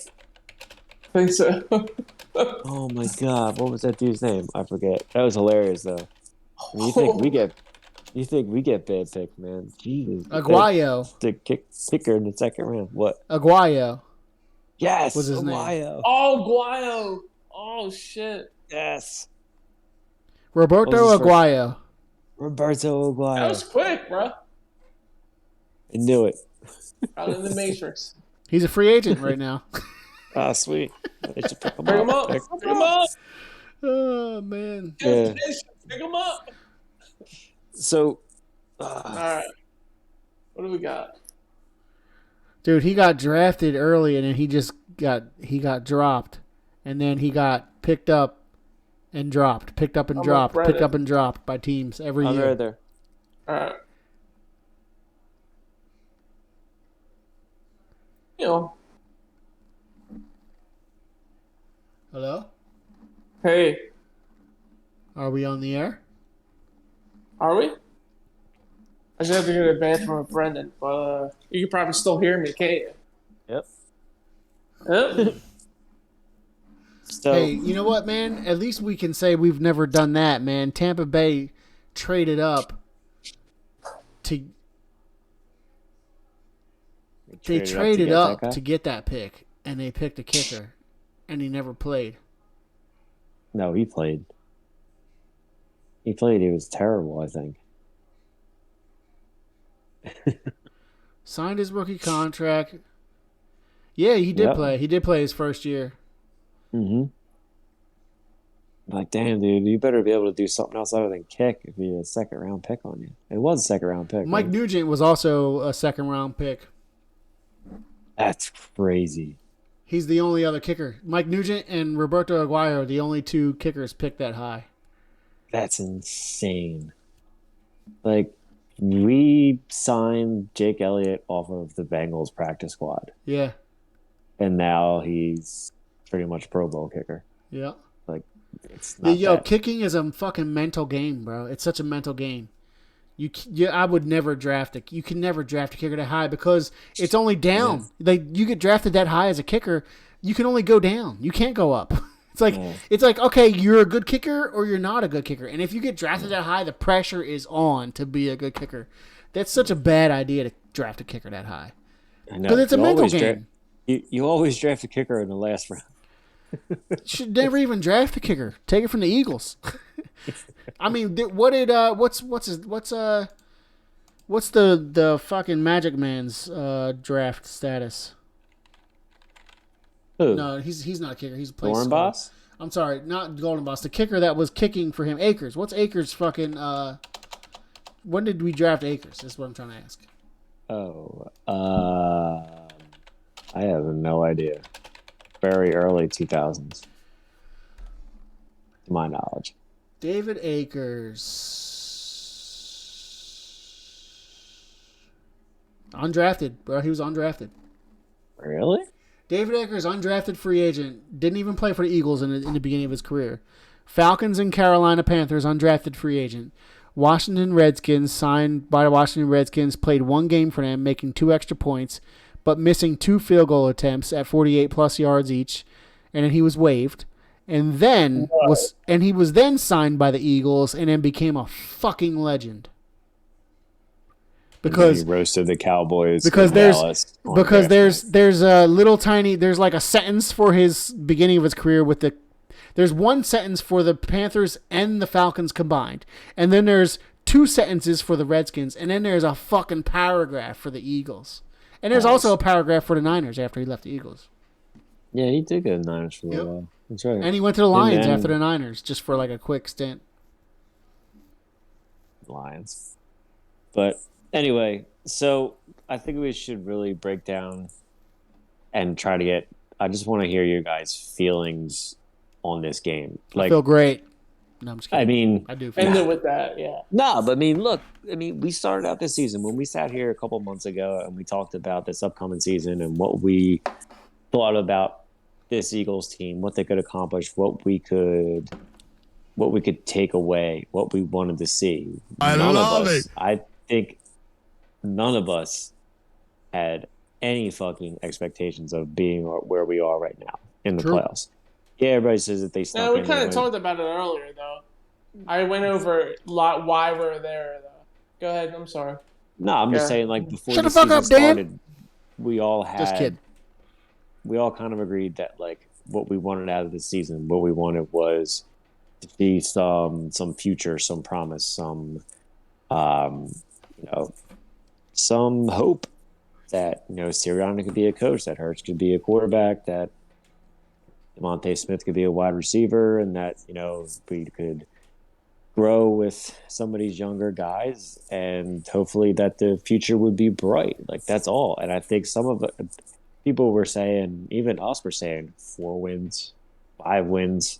I think something might have topped out at 6 wins maximum. But now, that was probably me at 6 wins. The most hopeful of the crew. but now they're in the playoffs. They were in the playoffs a week early, so that they were able to rest their starters. They finished with a winning record of 9-8, which should have been 10-7 because they should have beat the fucking Giants that game. And look, they're in the playoffs, and you can say they snuck in, they backdoored their way in. They didn't beat any teams, and people are calling them frauds and all this shit, but they're not frauds. They're not fraud. Look, I think that people are upset because the Eagles are better than people had anticipated. Yeah. I'm not saying that they're a good team or a great team, but they're better than the crap teams that they beat. They beat these teams that they were supposed to beat. Well, not even supposed to beat. They're better than the crap teams that they beat, and that's you can not only only play did they beat them, they handily beat. They made it clear that the Eagles definitely made it clear that we're not a crap team. We are somewhere right in the middle, upper middle class, baby. Yeah, I mean they're on their way up. I mean, I'm happy about the playoffs for sure. Do I think they can win on Sunday? Yeah, I think they got a shot. I definitely think they have a shot. I think they have a chance for sure. Do I? Will I be shocked if they lose? No. Yeah. Will I be shocked if they get their doors blown off? I'll be shocked if they get their doors blown off. I will. Because I think that it'll be a close game. The disrespect of 9 points underdog is just that's terrible. I think that works in our favor. It I gives us heard this that- again. No, I don't want that.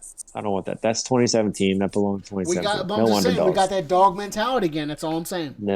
No, you can say a dog, but it's not underdog. Underdogs died. Well, with we're definitely 2017. 27. Obviously, 2017. We were underdogs as the number 1 seed, which was that's why. ridiculous. I mean, But we still got that dog mentality though. Nobody's giving us you a can have shot. dog, but they were number 1 seed and they were home. Oh they yeah, were I'm not home saying it's like that at all. underdogs I'm just trying to bring the dog out. Lane Johnson's still on the team. This shirt was because of Lane Johnson. You guys know about this shirt? This shirt is the one that the NFL made. So Lane Johnson made a shirt. Lane and somebody else made a shirt and sold it for charity. And then the NFL was like, "Yo, we got a shirt too. Check it out. We'll sell this one." And then Lane was like, "Bruh, what charity you gonna put the profits to?" Lane literally called the fucking NFL out. He was like, "What charity you gonna put the fucking profits to?" And they were like, we'll put it to the Philadelphia School District." And they did it. So that's why I bought the shirt. When I saw that, I was like, I'm buying this fucking shirt because Lane bitch slapped the NFL about this motherfucking shit. It was fucking great. He that ball. He that He ball. that ball. Lane Johnson, all pro again. He that ball. So obviously, we Brent's went like, on Sunday. "God damn it, Blanco. God damn Blanca. You interrupted my train of thought." Blanket. Blanket? There you go, down there, blanket. Where are you going? I got blankets. Where you going? Blankets eating a hoagie. Yo, that is legendary. Oh, we got to get another fucking bus. We got to hire that same guy. How can we get that same guy? Hire him Yeah. to drive us around and just do shenanigans.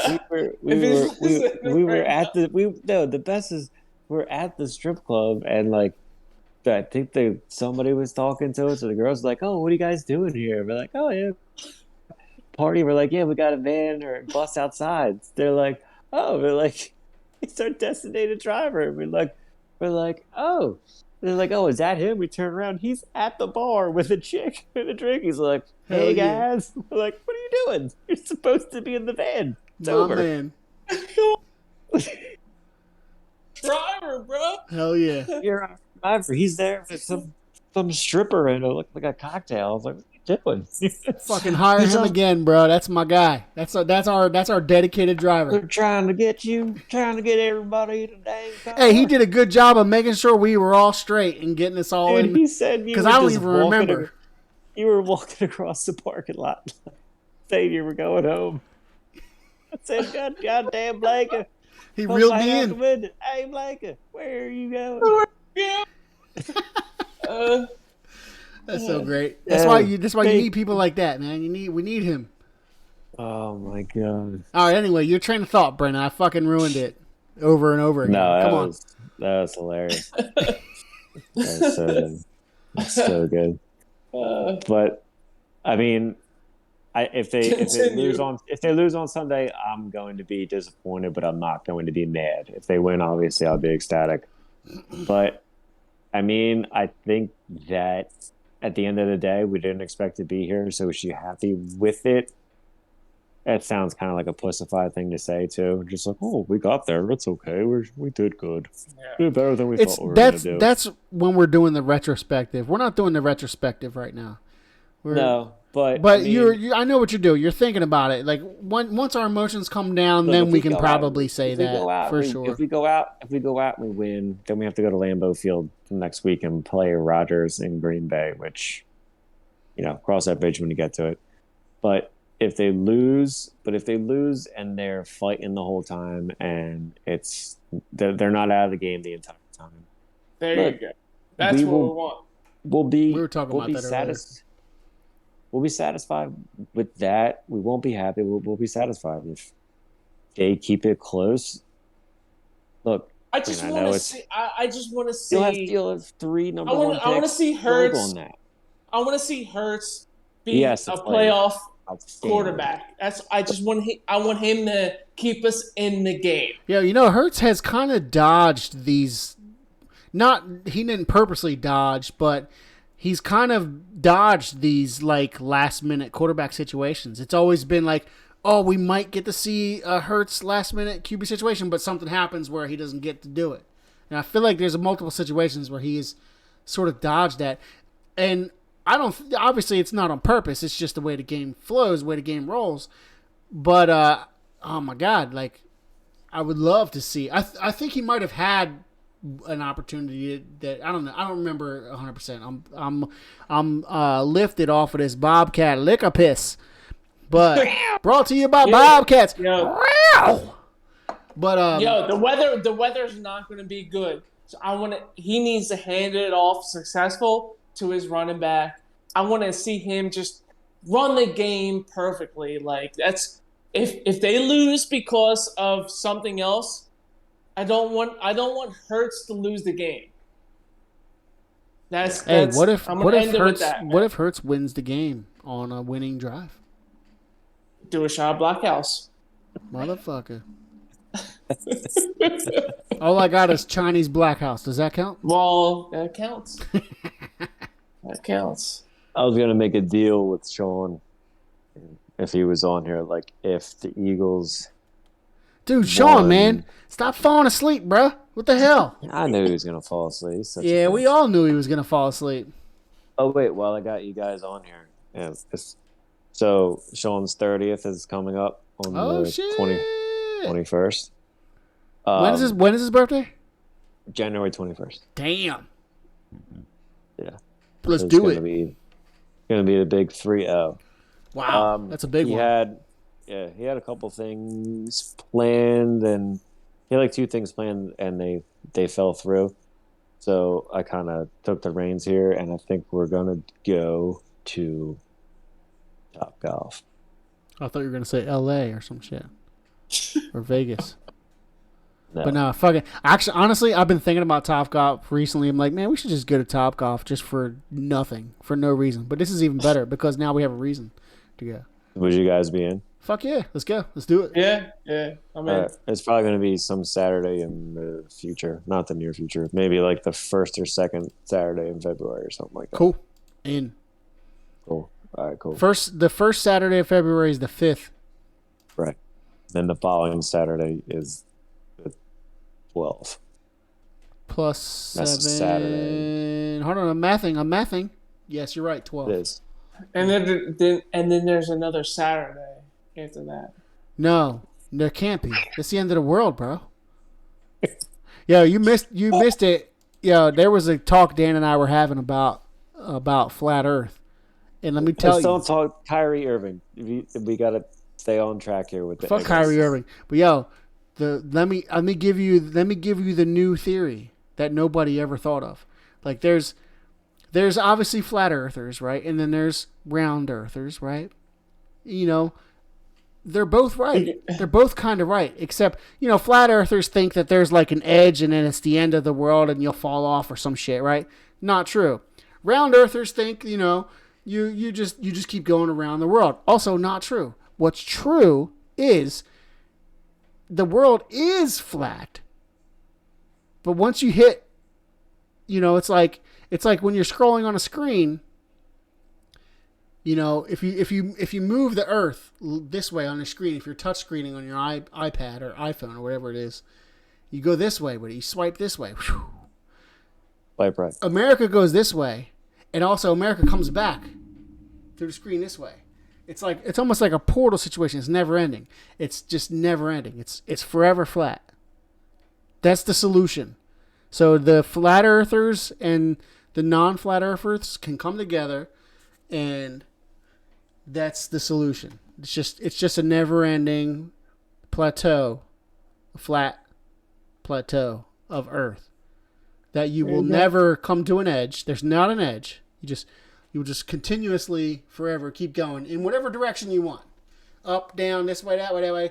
You will keep going, and you'll end up, you know, you go,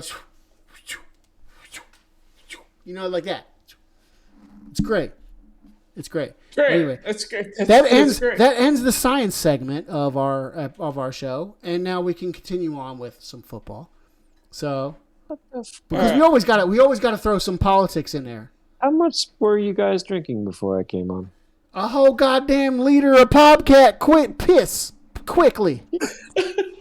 Jesus Look at Christ. this thing. This whole thing. We killed this This whole is thing. so man. goddamn brought to you by Bobcat Liquors. I could tell. Jesus. Remedy. Okay, somebody talk about the football game now. That's what you're here for, Brent. That's why we wanted to come Goddamn, on, dear. bro. Goddamn toilet paper. All right, so anyway, Back to football. back to football. Not Anyway, a nair nutter. Not a near nutter. I think that the Eagles have a chance to win on Sunday. I really think they do. If they play a flawless game, they have to run the ball. They have to adjust defensively. They can't be scared of Tom Brady. And they just have to keep pounding the rock, do what won them all these games. Yeah, they didn't win against a winning quarterback or any quarterback in the playoffs. But they improved and they handled their business when they needed to. They played their game and they were successful. Don't get off to a sluggish start. Don't let Brady intimidate you. And just don't stop fighting. Play to your advantages. Play to your strengths. And if you do that, you can come out on top. And if you don't, then, I mean, I won't be happy, but I'll be satisfied with this season that I thought would have 4 wins and we end up in the playoffs. And look, who are you losing to if you lose on Sunday? You're losing to the Super Bowl defending champions and the greatest of all time quarterback. That's who you're losing to. So it's House not like money, you're going baby. out there House and you're money. Yeah, you're not. Hi, and Brett. You're losing. Hi, Brett. I saw you. We just saw Britt. She poked in and poked out. Like, ugh. Yeah. She's like a ghost. Like Slender Man. Yeah. So I think that if they lose, like I said, you're losing to Brady. You're losing to the Super Bowl defending champion. So it's not like you're losing it to a couple schmucks. Not like you're losing to, Macaulay Culkin and the Bengals. For the fucking Cowboys. Macaulay Culkin. Or you're losing to the fucking Cowboys. You're losing to them, and you're losing to him of all people. So, but I mean, you go into it. Hey, with, there's Dawkins. You know what? It was Dawk.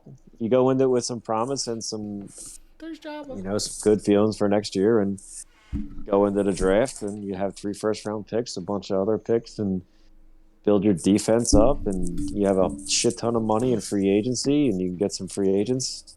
On both sides of the ball, and then you're coming in the next season, and you got aspirations to win the division, or definitely aspirations to get back to the playoffs. Maybe a double digit win team, and see what happens. And they said it was supposed to be a rebuilding year, a retooling year, whatever. But It's a pretty good rebuilding year. It's pretty good. I mean, they bounced back Sirianni as much as we clowned them earlier about rock, paper, scissors and the plant and this and that. The guy is passionate. He knows football, and he got the team to the playoffs. After all he's the only rookie head coach in the NFL that made it to the playoffs this year. Everybody else didn't make it or they got fired. And I know there's a lot of doubt about Hurts, and he's made some mistakes, and doesn't have the greatest, most accurate cannon arm, but that gets it done, and the whole team has. So, and look, I'm knocking on wood here, man, but in the last 5 years of our Eagles team, how many times can we say that we've been going into a playoff game or some type of crucial game completely healthy? Yeah. Never. So Ever. So I'm Not many teams can say that even right now. No, not any. And that's another thing where I'm like, I'm glad they rested those guys against the Cowboys. Go ahead, let the Cowboys get all built up. They had a bounce back game against the Cowboys practice are first squad. round We're exit, to get right against the practice squad. I hope San Francisco goes down there and rips their assholes. Dude, I their hope mouths. we win, and if we win, I'm definitely gonna watch the Cowboys game afterwards. If we don't win, I'm probably not gonna watch the Cowboys game afterwards. I'm just gonna give you my whole. If we don't win, I'm probably gonna be done with football until the Super Bowl. I might watch a little bit of playoffs here and there, but I probably won't watch the Cowboys game if we don't win. But Brent, everything you just said is a fucking great segue into something I actually wanted to talk about. I have it in my notes here. I have it in my your dad's Sean's Pup-Ups notebook. Ray Diddy's notebook. Ray Diddy. He that ball. My stock right now it was down in the beginning season on these people, but it's up right now. And it's not like all of a sudden up. It's gradually just up, just because of the course of events. Sirianni stock is up on Sirianni for sure. Jalen Hurts, my stock is very up on Jalen Hurts for sure, and I totally want to see him starting this team again next year. And a surprise twist that my stock is up on. Not a surprise to anybody who's been watching Eagles, but surprise for me that I'm surprised that this happened is my stock is up on Miles Sanders.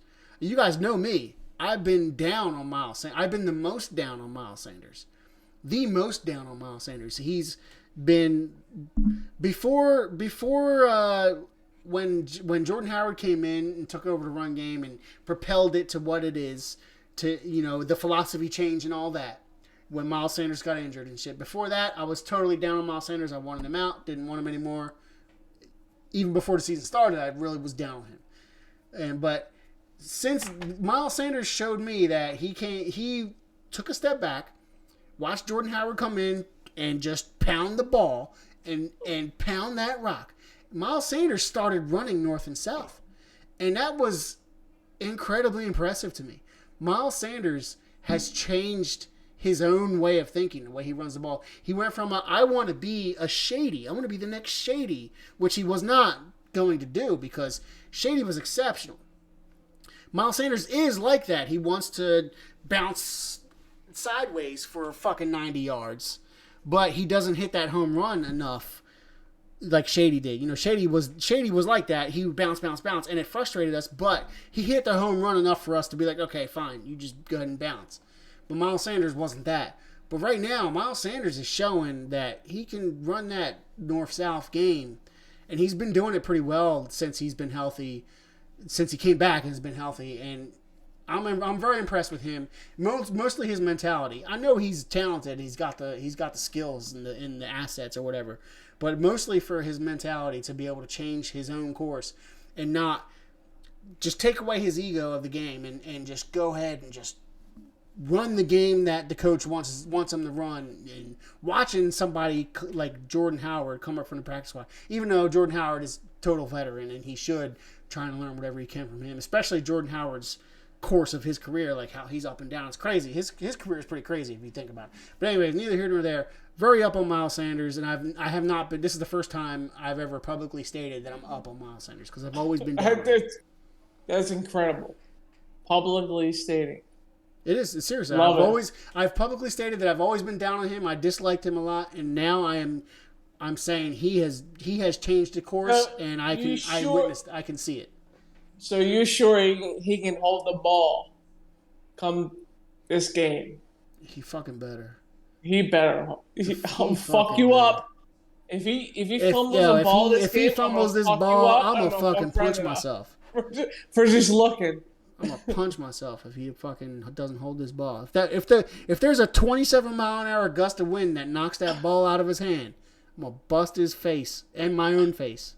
I don't know, man. I'm not gonna lie, that worries me. Yeah, you're gonna it does me too. I'd be worried. I'd be worried if he was going out there on a dry, sunny, 70-degree day, coming off surgery on his hand, being broken, and carrying the ball. But you're going into a high-velocity wind, rain, mud, slippery, colder conditions.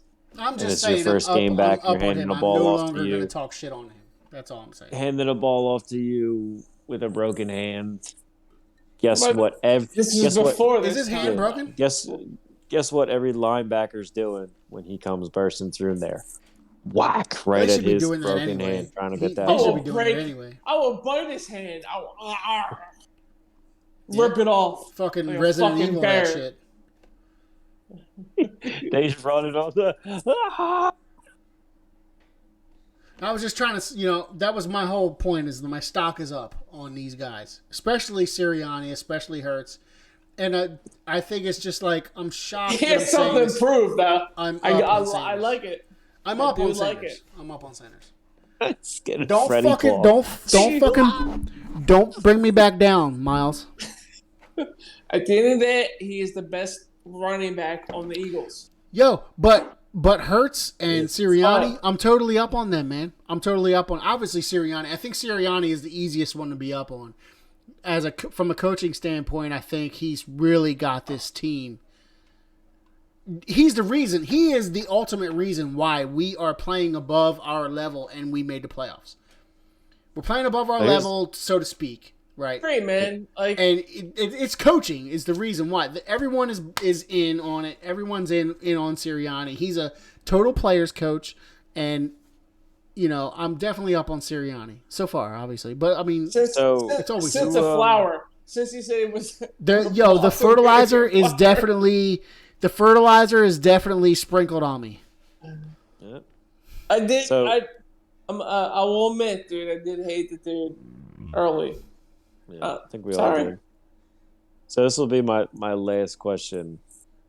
For the Eagles to win on Sunday, what out of these three people need to step up and have the game of their life? Jalen Hurts. That's a good question. Jalen Hurts, Jonathan Gannon, or Nick Sirianni? I love it. I mean, all of the above? Gotta have all of the above? Every single one of these motherfuckers? That's the correct answer, is all of the above. All of the above, man. If the correct answer is all the above. Yeah, you literally just listed the most important people of this entire game. Because Jonathan Gannon needs to scheme up a way to, you're not going to stop him, but you need to slow down and curb the greatest of all time, Tom Brady, at quarterback. At least once.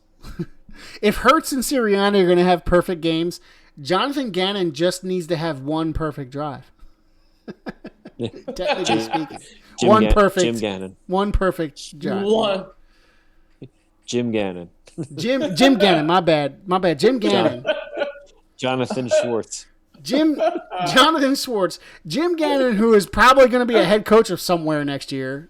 Oh my God. Yeah. That's one of the questions I had, was like, Gannon, should he stay or should he go? Like, he's getting interest of head coaching candidates. And it's like, obviously, none of us would be upset if he's gone, right? If he gets a head coaching job. I feel like he needs to do more, a little bit more. He needs to prove himself a little bit more. He just became a defensive coordinator of the Eagles, and he's not doing a great job. I mean, it's manageable given the talent that he has, but I feel like this defense is relying more on talent than it is coaching. And I don't know. If somebody wants to give him a head coaching job, I feel like the Eagles should be like, cool, see ya. Yeah, they will. See ya. They will. Have fun. I would. Go make that money, bro. He has to have a schemed up way to stop Tom Brady, and Sirianni needs to call the game of his life offensively, and Jalen Hurts needs to execute everything flawlessly. If he beats Tom Brady in this game, he's probably going to head coaching job shortly. Yeah. I would. Yeah, that's a good dynamic. He might really get more interest if we get this win in the wild card round. You might be right. Especially if there's some kind of defensive ingenuity to it, Yeah. Obviously, there's going to have to be. We can't just beat the Bucs without defense. The defense has to come and do something. At least one really impressive stop to help us win this game. Not to bring it up, but did you see that stat that Jalen Hurts only needs to throw for 4 yards to outpass Carson Wentz? That is another topic I wanted to talk about that we have not talked about yet tonight. I just wanted to bring up our boy Carson Wentz just a little bit. That's hilarious. That fucking stat is fucking hilarious. Turns out that Carson was a jerk off all along. He's not a jerk off. He's just a mentally he is. unstable guy. He's he a was not meant jerk-off. for Philly. And you know what? He's out there. He's a jerk off. He's out there. You know what? He's out there in Indianapolis, a town where he more fits culturally, right? And they don't want him. And already talking they're about ripping cutting him so much harder than Philly ever did. They are fucking ripping him so hard. And you know what? I'm gonna cut him. They cut him before March 1st. They saved like $13 million against the cap. If they cut him, they should cut Coach. Frank, right? No, I think that Frank's mad because he didn't come through like he thought he was going to. He should have seen that coming, bro. Ended up being a jerk off. Dude, He should have seen that coming. He Guess what? had sex and it was done, bro. Yeah. Dude. Should have never had Dude. sex, Carson. Goddamn Never Jesus had got sex, you man. again. You never had sex, that bastard. But how about this? How about this? I thought of this. Now, he turns out he's a prick and he's a jerk off. So after all this time, was Alshon right all along? What? Why is he a prick and a jerk off? I haven't heard this news. I only heard that he sucks. I didn't hear that he was a jerk. Apparently, like, Well, he's not vaccinated or whatever, but I don't think he that doesn't matters. socialize with like his teammates and people. He brought saying- everyone to his camp, though. No, that's not right. That didn't sound like something that I've heard about. I He wasn't heard- like that in Philly either. I heard think he was a prick. there's no way. Like when I thought he brought everyone to his fucking camp, didn't he? All the Hunter Yeah, they were- friends. They were studying Bible. I think in Philly he had more Hunter friends. He had like Fletcher and shit. There was more. There's more Hunter culture in Philly than there was in Indianapolis, and whatever. I think that Carson was. You can't deny that Carson he was a good quarterback during his time before I he don't tore it out. buy that he was a dick. 2017, I don't see he anything should've- substantial that he was a dick. He's great. He's a great In person. 2000, But in people, I 2017, think people are getting away from that. in I think 2017, it sucks, he was man. the MVP. I think he I just. think I think he just. Then he fell got. off. Then he got. I had hurt. his back before that. After Then he and got hurt. Yeah. Then he busted a nut, and he's never been the Yeah. same since. No, he And still had one great season after that. It never wasn't as been the as same magical since. as the 2017 season, but he still had 1/2 great season. He had one great season after that, but that was it. But he got injured again Carson- that season, though. He got injured again that season, and it really he went broke his down. back. It Yeah, he really broke went his down. back. Yeah. Yeah. He tried. So I think that I heard this and I thought about it long and hard, and I actually agree with it. That I think Carson suffers from the same mental mindset and I don't know how to put this, troubling arrogance as another Philadelphia athlete. He's got some Ben Simmons-itis in him. I really think he does. Oh man, that's because a little extreme. That's a little Ben- extreme, I think.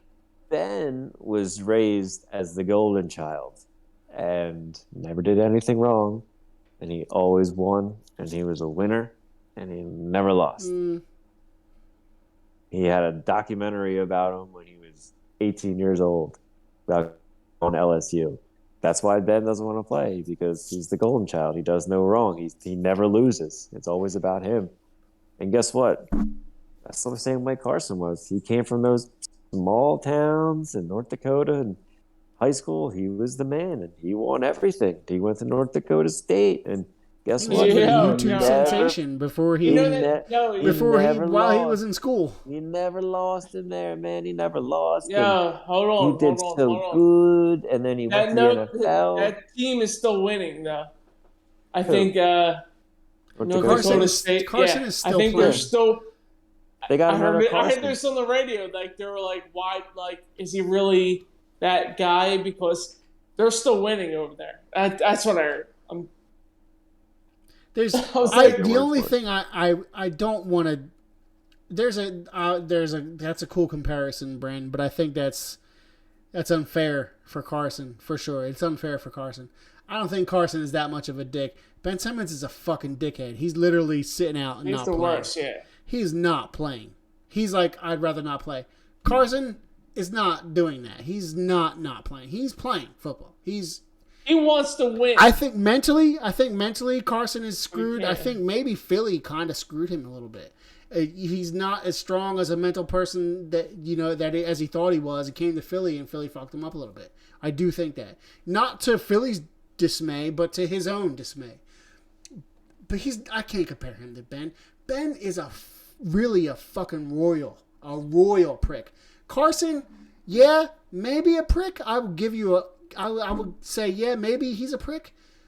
Not that much though. I don't think he's that much of a prick. He's definitely not a royal prick. I don't think he expects things to be given to him, blah blah blah, and all that shit. Ben Simmons is definitely somebody who expects things to be given to him and handed to him, and he should not have to do anything. Carson is definitely not that. Yeah.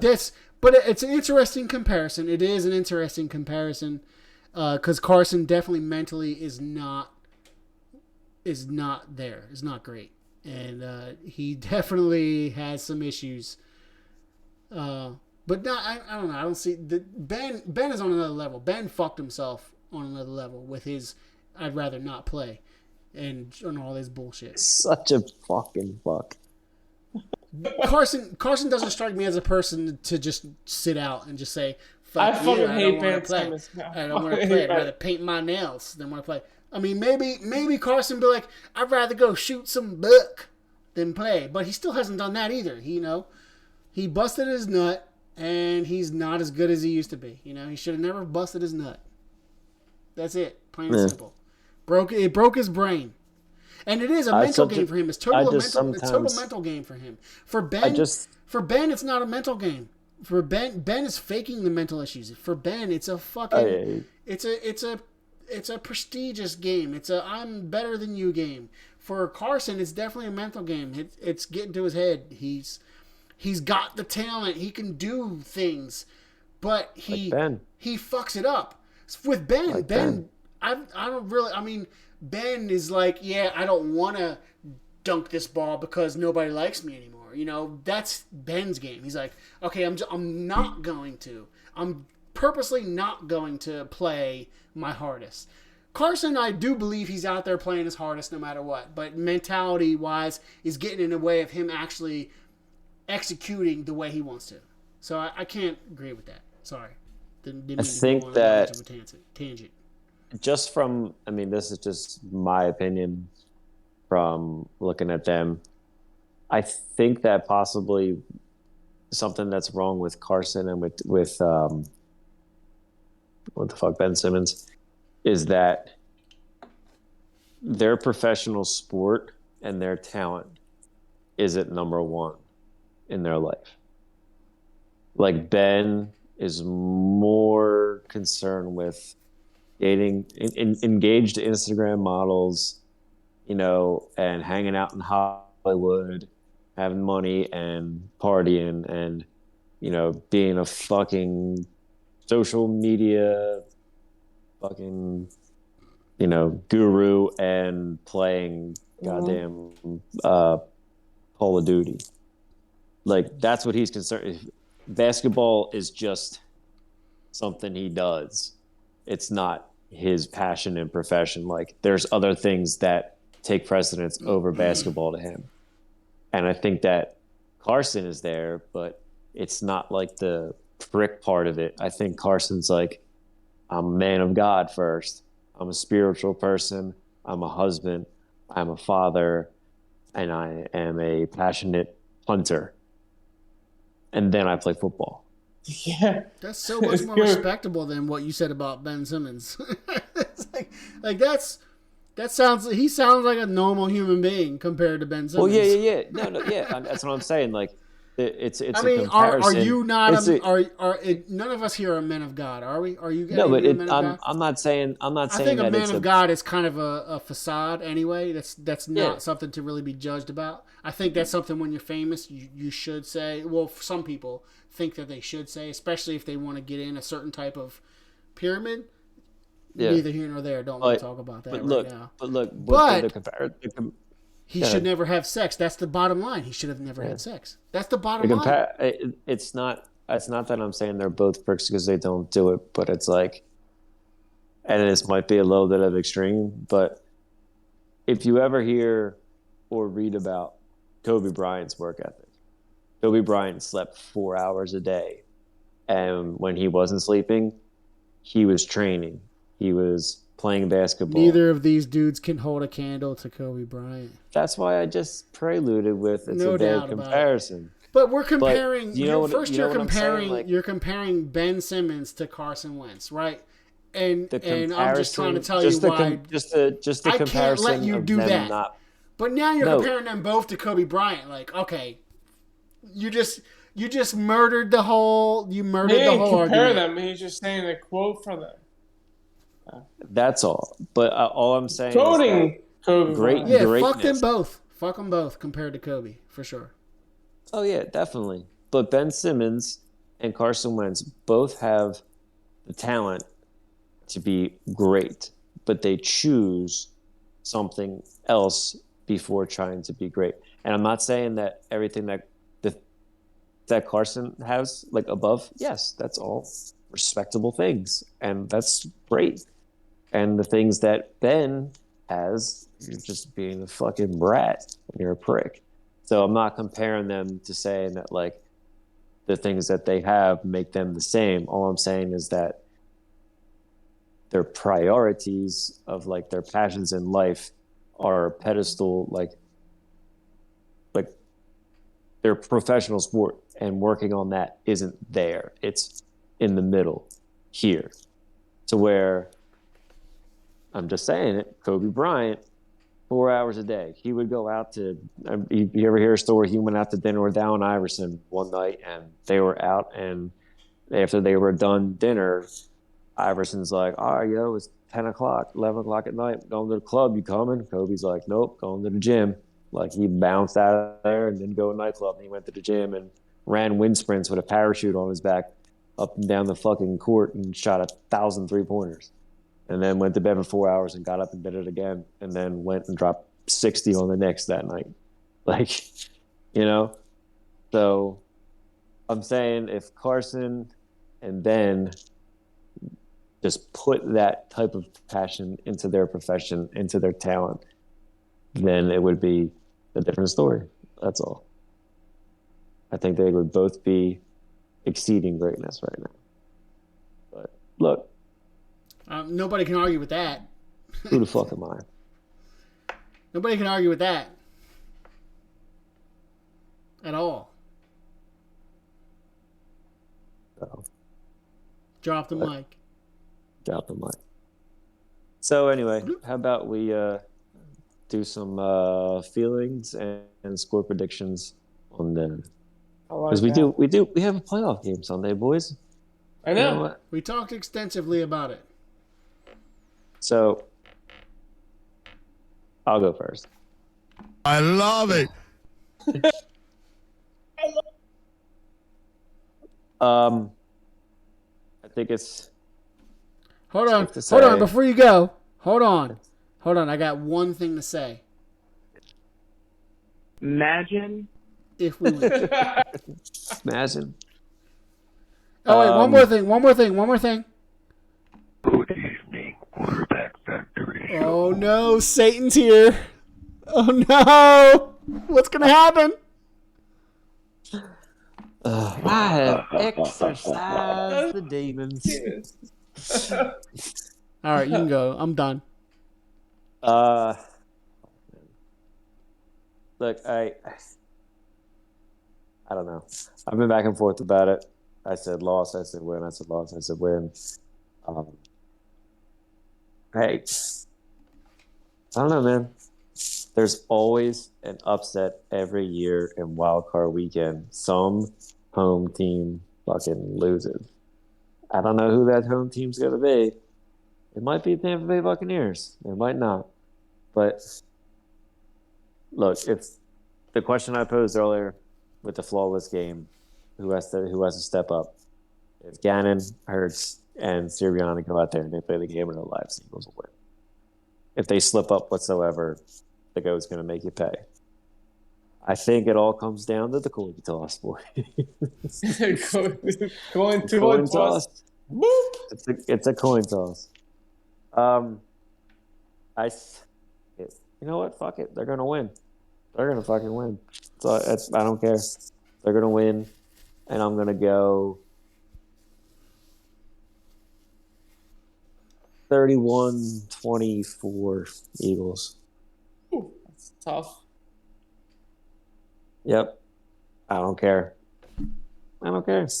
I love it. I love it. 30, I got 31. The quarterback 24. factory show. Very good. Thank you. I got Hurts, 2 rushing touchdowns, and I'm gonna have Sanders with 1, and Devontae. That was good. Maybe got it. That's good. Maybe they'll throw in a trick play, and they'll have Mailata as a The eligible balls of receiver downfield. Sirianni. And they'll pitch the ball to Mailata, and he'll just rugby it and The just balls. truck balls. through people. That's my man. The balls. Area. He's got such good balls. Feel it in my plums. That's great. Blue shoes. Sun dancing off of. In my plums. All right, that's what I got. I got My 31, assistant here will 24. finger you in your vagina with his penis. In the plums. And then we'll go to Green Bay, who has the worst run defense. We're taking it a game at a time, Brennan. A game Then at a we'll run it time. down their throats. And then we'll go to LA for the NFC Championship game. And guess what? We own the fucking Rams. And I'll see you We in the officially fucking lost. Super Bowl. You sons of bitches.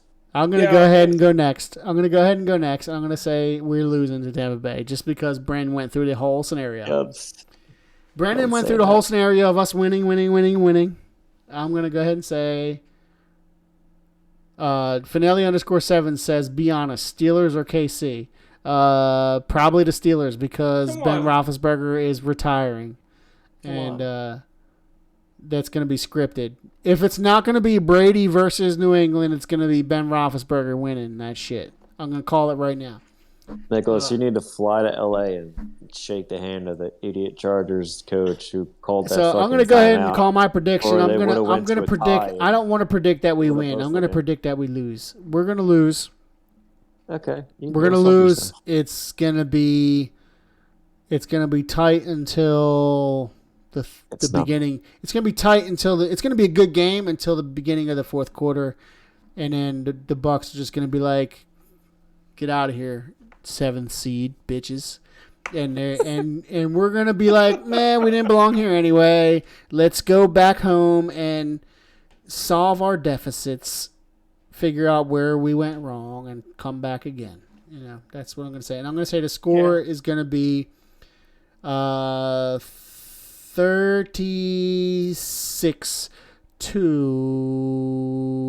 36-27. Okay. Bucks are going. Brady's going to win, and Brady's going to go all the way to the championship Yeah. and to the Super Bowl, and he's going to win his second Super Bowl in a row in the NFC as a Tampa Bay Buccaneer. And he's probably going to Same win a way- third one right after that. He's going to get his 3 rings, and then he's going to retire.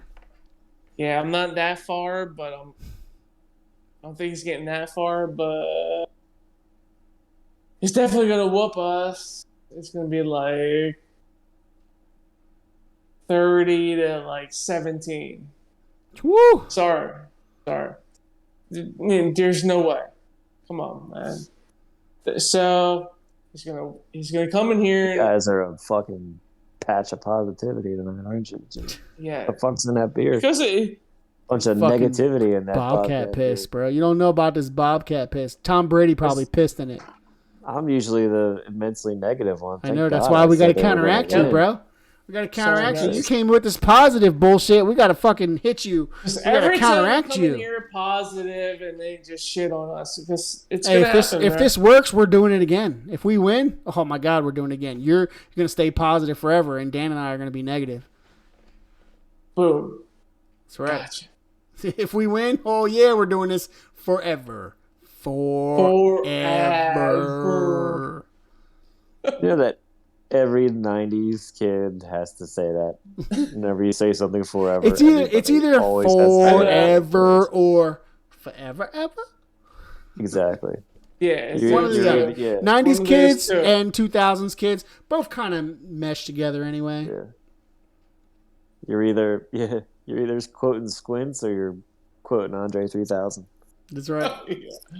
Brendan, what are the bets that the Tealers meet Eagles in the Super Bowl? That's Finale_7. He said Tealers. He spelled his own team's name wrong. Tealers. I didn't know they changed their colors. To He teal he just from black and asterisk yellow. Steelers. What are the chances? Honestly, What are the chances that the Steelers meet the Eagles in the Super Bowl? I feel like you should bet $5 on that and win $1 million. The chances of that? Honestly, I actually saw it the other day. There's a combined 2% chance Wow. because the Eagles and the Steelers are the lowest seeds, Yeah. and they both have a 1% chance of making it to the Super Bowl. So 1 + 1 is 2. So it's a 2% chance, Nicholas. There's a 1% chance for the Eagles and 1% chance for the Steelers. So just throw the Dumb and Dumber meme up there while you're telling me there's a chance. Yeah. Actually, there's a chance. If they beat Kansas City, though, we'll see. No. I think they So- will. Hey, Dan, Stop. you and these Bobcat, you're Are these Ben Roethlisberger branded beers? those things. Yeah, those things are manufactured in a log cabin. Look at those labels, man. It's a They were Bob just- cabin. It looks like wax. It just looks like wax paper and like fucking Sharpie marker. It really Look is. at it. It is. Look, see? It's handwritten. I used to see that. It's handwritten. What's that? 9.5. Christopher, yes, 9.5%. And it's also pretty much a fucking half gallon of beer. No wonder you guys are fucking. Yeah. drunk. It's a half gallon of fucking beer, bro. What's up? All right, it's actually a quart. It's not a half gallon. It's a quarter of a gallon, but still, 9.5%. Yeah. 9.5%, 60 ounces of beer. Bobcat. Yeah. The can weighs as much as a Bobcat. I gotta piss so hard. You have no idea. The can is the weight of your average male adult Bobcat.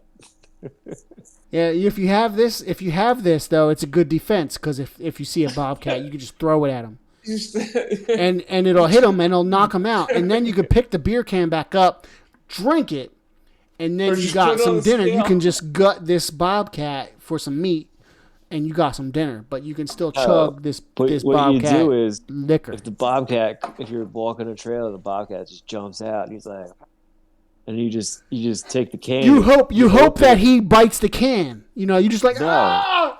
You take out the can, you hold it in front of him, and open it up. He goes, Bites the He's can, like, it "Oh, sprays in his snap, We're face. friends. It sprays in his face and you fucking uppercut him, right? Boom. And then you escape. It's But you Mortal try to Kombat. you try to salvage the beer though, as much as you can. You salvage the beer, take it, you run away, you grab the beer can, you drink it like a shotgun while you're running away. You drink it while you're running away. And the bobcat's not going to chase you because you're leaving a trail of bobcat. Basically, True. bobcat deterrent is what this is. And then the bobcat's like, oh shit, this bad motherfucker, I'm not going to chase this guy. I just got fucked up by this shit. So you win either way. It's a win-win-win/win situation. Better get some Bobcat ready for Sunday. That's all I gotta say. Brought to you by Bobcat Liquor. Alright, so I love What do you you. got? the final. Shit.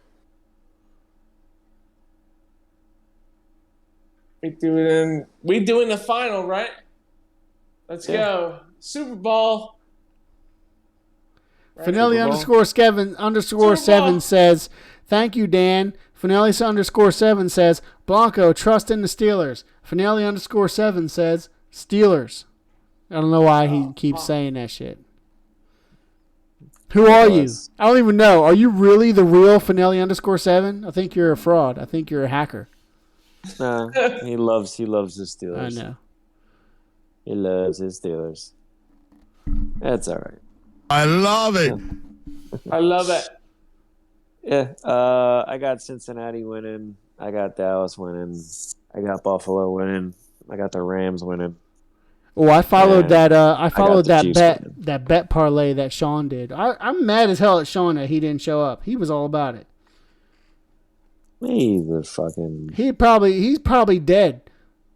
Adriana probably murdered him in his sleep because he fell asleep so early, and she just choked him out. Choked him out, bro. She's like, oh, you think you're gonna go to She's sleep? like, I don't need you anymore. Choked him out. She's like, oh, think you're going to sleep, huh? You're going to go to sleep permanently now after I get through with you, rat bastard. You rat bastard. Try to lock you outside, hypothermia. Tried to lock you out, and you got in anyway, you rat bastard. The little hands just fit perfectly around his ass. She locked him out. You should have never came back in, Dad. Should never came back in, Dad. You ain't paid the ultimate price. Yep, should have got the hint. Tried to take it easy on you. I'll take it easy on you. Just die of hypothermia real slow. Go to sleep. In Jersey. Yep. What was I gonna do? I don't even remember what I was gonna do. That was the most funniest segment of the whole show. I'm gonna cut that out and send it to Sean. You're gonna get Hulk Hogan leg dropped in your sleep under Adam's apple. He's definitely dead. Not gonna be able to crush your windpipe. You know what? Moment in silence. Moment in silence for our fourth member who will never be with us again. Sean Palumbo, aka Palumbo. He's dead. His daughter murdered him. It's a sad thing, but hey, at least his daughter lives on and thrives. And yeah. And we're still gonna go to Top Golf without him. Yeah, we're definitely gonna celebrate Top Golf for his 30th birthday. Rain or shine, Palumbo, live or dead, doesn't matter.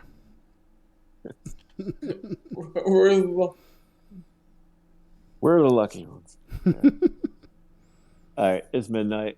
I got to tend to a child in the morning, so I will talk to y'all tomorrow. We got games tomorrow, so I'm sure I'll be texting back and forth with you. Game's not tomorrow. We got games tomorrow. Yeah, I'm gonna try to watch these games, dude, but keep texting so I know what's going on. It's literally going to be 5 degrees. That's going to be awesome tomorrow night when they play. I do want to watch that. At least a little bit of it. Are they the early game? No, they're at night. Buffalo game is at 8? Yeah. Dude, the New England Buffalo games, dude. New England Buffalo. Colder than it has to be. It's literally going to be like 5 degrees. Awesome. I want to catch some of that game. That's incredible. Those Bills Mafia dudes are gonna. I give a lot of props to the Bills Mafia. Oh yeah, they're crazy. I can't wait to see the memes afterwards. They're gonna be butt naked, throwing each other through tables in the crowd. They're gonna have to one up. They're gonna have to one up the table slam. They got to do something better than that. I can't wait to see throw somebody through the stadium floor from that'd be great. The upper level. Let's see it. They better fucking win though. They better win. Assholes. They don't win in playoffs. That's true. So we'll see. Since the beginning of time. Yeah. Oh wait, did you? I finally got the fact. I don't know if I try to tell it to you guys, and I never know if I got it right. No one in history has ever sent a text message saying the Cincinnati Bengals won a playoff game. Wow. And it might happen tomorrow. So Cincinnati basically has never won a playoff game before Twitter was a thing. Yeah, the first text message was sent in like 1992 or 1993. And the last time the Bengals won a playoff game was like 91 or 92. It was the year before the first text message was ever sent. Wow. So Joe Barrow is that boy, though. no one in history has ever sent Yeah. a text message saying. Yo, the Bengals won the playoff Finelli_7 game. has a very divisive comment right now. I have to read it to you. And he What, says, Nicholas? he says, going to make Bo a Steelers fan. Oh, Bo is going to punch you right in the face, Nicholas. Right He bought in the keister. Bo a littlest Steelers Burn fan it. bib. Did you throw burn it out? it. Did you throw it in the trash? Burn it. No, You it's burned upstairs. it? That's great. That's even better. He burned it, Nicholas. How's that make you feel? Steelers suck. Whatever. All right, boys. I'm going to bed. I'll talk to too. y'all in the morning. All Good right, show. guys. I'll holla at you. Go Go Birds! Birds. Talk tomorrow.